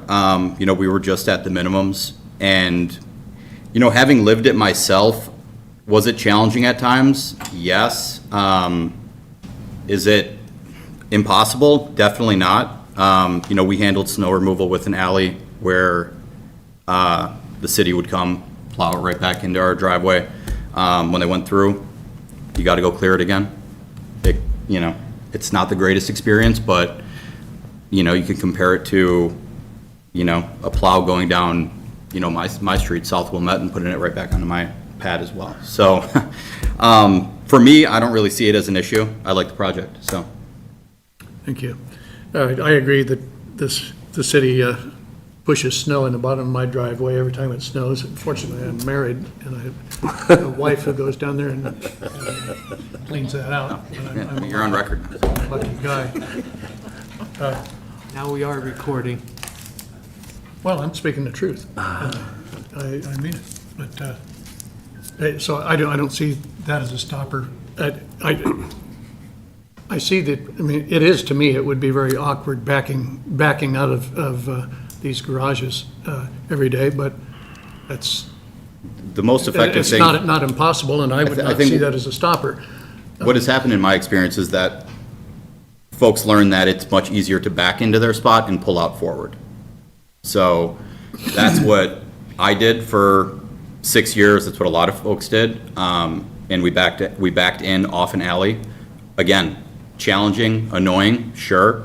Impossible, definitely not. But it made the experience of leaving way better. So I think people will just figure that out. And as we've seen with other developments, you may have somebody with no car. You know, as we see the trend today with millennials, you may have a situation, you know. Okay, anybody else? More comments? That being the case, Chair would entertain a motion to approve under public hearing PZC 04020223. First, a zoning ordinance variance request to allow a driveway to encroach into the required 3-foot side yard setback for a driveway. Motion Scales. Second, Barry. Motion and second. Discussion? Seeing none. Roll call, please. Commissioner Berry? No. Commissioner Scales? Yes. I'm sorry? I didn't hear Yes. Scales. Yes, I'm sorry. Commissioner Lavoy? No. Commissioner Zakari? Yes. Commissioner Thomas? Yes. Commissioner Peterson votes no, and Chairperson Carmichael? Yes. Number 2, zoning ordinance variance request to the required lot areas per building and per dwelling in the R5 General Residence District. Motion Scales. Second, Barry. Motion and second. Discussion? Seeing none, roll call. Commissioner Scales? Yes. Commissioner Lavoy? No. Commissioner Zakari? Yes. Commissioner Thomas? Yes. Commissioner Peterson votes no. Commissioner Berry? No. Chairperson Carmichael? Yes. 3, zoning ordinance variance request to the required front yard setback in the R5 General Residence District. I have a motion to Scales. approve. Sorry, motion Scales. Scales, Second, Barry. second Barry. Discussion, seeing none, roll call.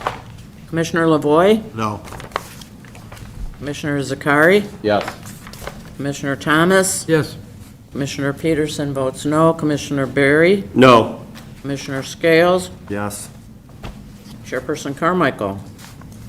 Yes. 4, a zoning ordinance variance request to the required side yard adjoining a street setback in the R5 General Residence District. Motion? Motion Scales. Second, Barry. I have a motion to approve and a second. Discussion? Seeing none, roll call. Commissioner Zakari, Yes. Commissioner Thomas, Yes. Commissioner Peterson votes no, Commissioner Barry, No. Commissioner Scales, Yes. Commissioner Lavoy, No. Chairperson Carmichael. Yes. 5, a zoning ordinance variance request to the required rear yard setback in the R5 General Residence District. I have a motion to approve. Motion Scales. Second, Barry. Motion and second. Discussion? Seeing none, roll call. Commissioner Thomas, Yes. Commissioner Peterson votes no, Commissioner Barry, No. Commissioner Scales, Yes. Commissioner Lavoy, No. Commissioner Zakari, Yes. Commissioner, or Chairperson Carmichael. Yes. 6, site and landscape plan approval. Motion to approve. Motion Scales. Second, Barry. I have a motion and a second. Discussion? Seeing none, roll call. Commissioner Peterson votes no, Commissioner Barry, No. Commissioner Scales, Yes. Commissioner Lavoy, No. Commissioner Zakari, Yes. Commissioner Thomas, Yes. Chairperson Carmichael. Yes. And finally, a preliminary plat of subdivision to re-subdivide 2 lots into 7 lots. Motion to approve. Motion Scales. Second, Barry. I have a motion and a second. Discussion on the item? Seeing none, roll call, please. Commissioner Barry, No. Commissioner Scales, Yes. Commissioner Lavoy, No. Commissioner Zakari, Yes. Commissioner Thomas, Yes. Commissioner Peterson votes no, and Chairperson Carmichael. Yes. Well, there you have it, folks. Got a majority, 4 out of 7 voted yes on each of the items. So this will go forward to the village board with our recommendation of approval. Staff will notify you when you're scheduled. And good luck. Thank you for your presentation. Next item is open forum. The public comment rules and procedures are set forth in Chapter 2, Section 266 of the Westmont Code of Ordinances. Public comment is allowed for matters of public concern that are not on the meeting agenda. Public comment is limited to 3 minutes per speaker. Is there anyone who would like to address the board on any item not on the agenda? Staff is not allowed. That was a joke. Commissioner, one suggestion that I might make that would maybe slimline these meetings by 45 minutes to an hour is maybe if the commissioners went before staff, and then staff would then know the people that didn't read the packets or what wasn't left in there, because to go over the packet that we all should have already had, seems like it adds a lot to these meetings. If I may interject, I Mhm. think that's a great comment with one exception, and that is when staff reads or summarizes its staff report, it's as much for the benefit of the public who probably hasn't read the full staff report. And that was seen my the plans. con to it, is what I was thinking, was the other side of it. Yes, so- But my point being is we may cover those questions, and then whatever was left, the staff could then pick up on. That would be my point of it. I see what you're You know, doing. and Joe could say, hey, you guys didn't ask about this or didn't do this. There may be other ways to streamline it, just with meeting organization, when people randomly talk out of order.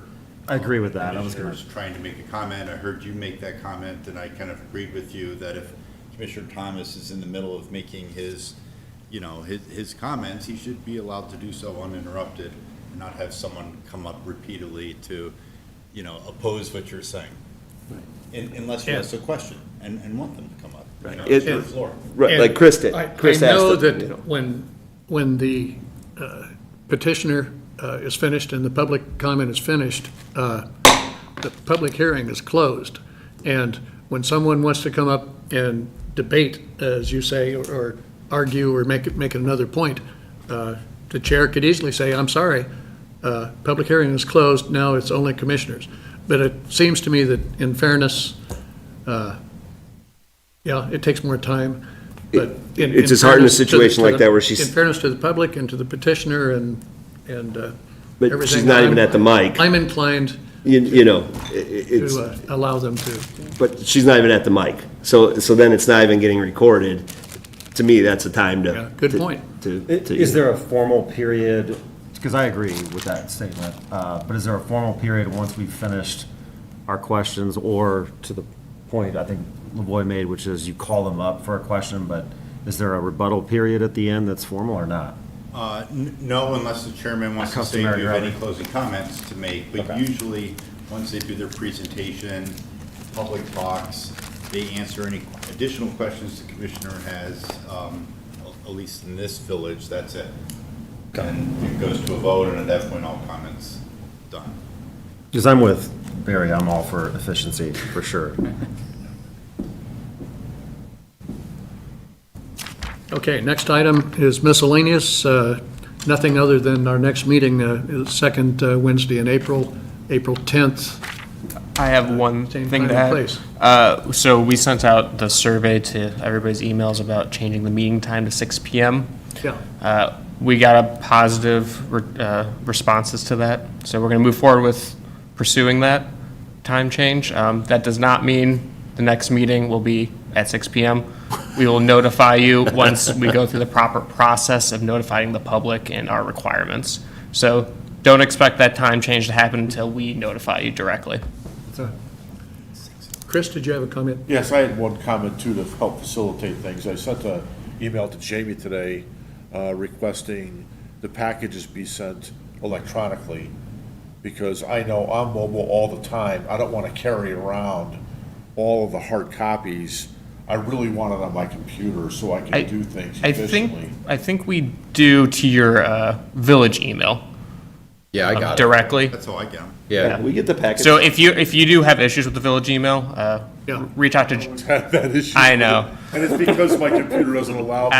Yeah, My IT people won't allow me to. Yeah. Well, it looked like I saw something up here, and it looked like the stuff was in Google Docs. Yeah, Is there so a- we are starting to make a change where we're going to have documents available to the public through the Agenda Center. Can we set up a Google Docs folder that we all have? So that'll access to? be, that's what we're attempting to Even do. if I go in. They were in a G drive, these past ones. Yes. That I got them, yeah, they're So in a G drive. very similar to what we did with when the Hilton came through with their project. We had the documents with a hyperlink on the agenda through the website.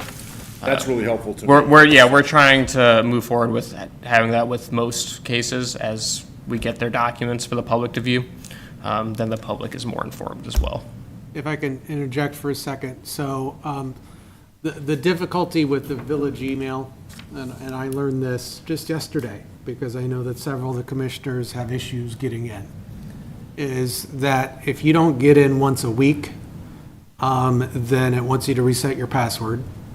And then if you're not in once every 15 days, then it gives you an additional 15 days to get in there. And if you're not in there within 30 days, then it basically says you got to call somebody and deal with somebody. So that's why my password won't work. Yes. Do you guys have it set up on your phone? Yeah. The village email? So there's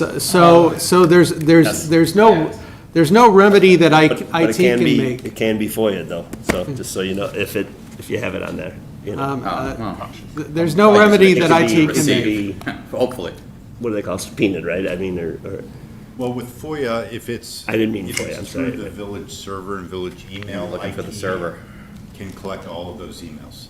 So anything you send through your village email account, IT has access to and can pull those emails in response to a FOIA. If you're communicating on your personal device about public business, that's also subject to FOIA. Just because you use a personal phone to discuss public business doesn't mean you're somehow exempt from the FOIA requirements. So it's recommended that you keep your correspondence related to public business on, village email account. But there is a Google Drive that we can access. So it's not a Google Drive that anybody can access. We will have specific hyperlinks on the agenda. So you get the paper agenda, right? We have that same agenda That's posted what I on like the to have, website. is hyperlink that I can Yeah, go. and that hyperlink connects to a Google Drive folder. I understand. I just mean to his point about getting the packages digitally, do they just exist in a Google Drive that we can access each month? Not until we upload the items. Okay. So, once basically, I would advocate for that. We try to get the public documents, so the documents the petitioners give to us, uploaded. Staff report takes more time to get uploaded.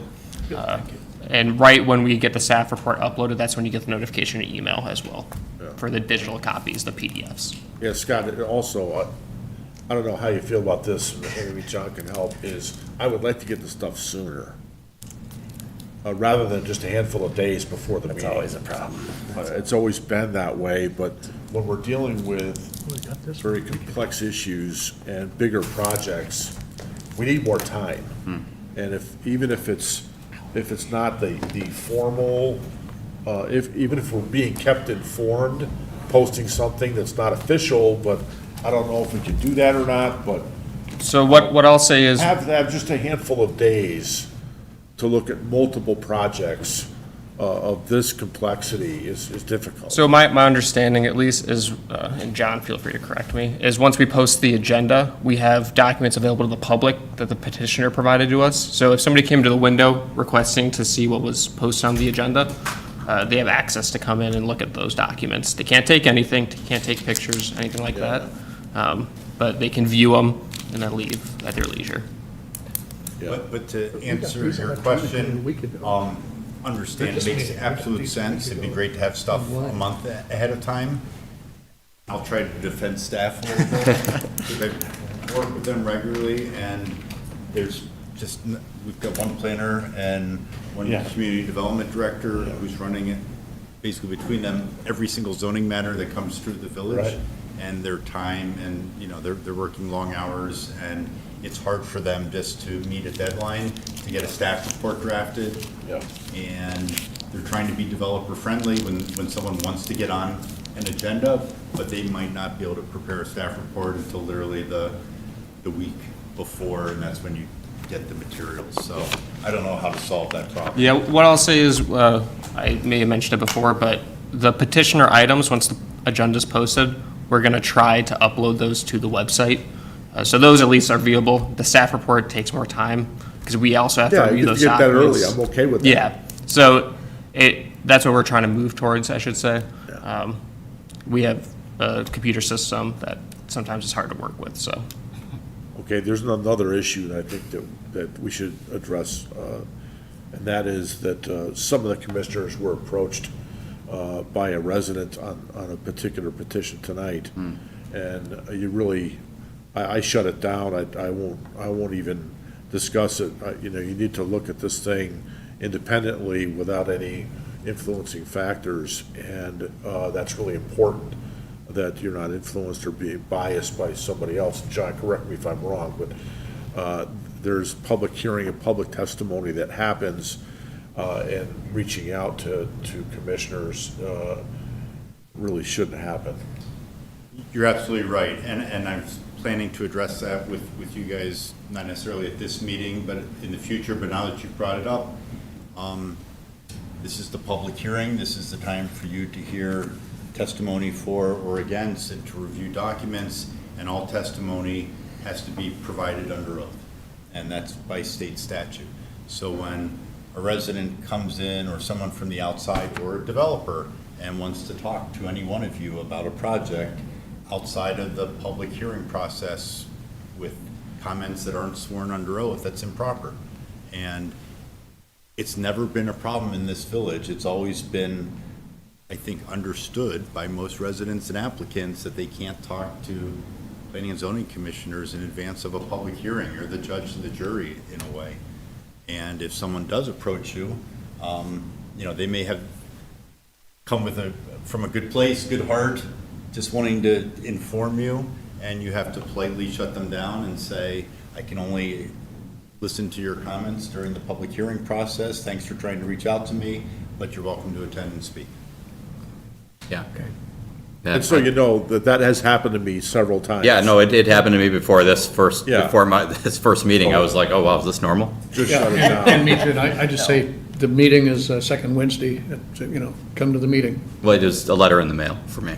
Yeah, might Looks be like the too, chairman but didn't even open. just so our responses are all the Yes, same. you know, I that- received a letter today. Yeah, that's what in the I- mail, and I was uncomfortable with it, so I didn't open it. I just Yeah. turned it over to the village attorney. Now I'm kind of And curious and what was in normally, it. if someone can't attend the meeting, but they want to send can write a letter. comments, yeah, they reach out to Community Development Department, and they say, can I submit an email that you can distribute to the commission? And Joe or Scott will do so at the meeting. Yeah. It's not under oath, and I usually say, it's up to you to determine what weight to give an email comment that's not here in person under oath.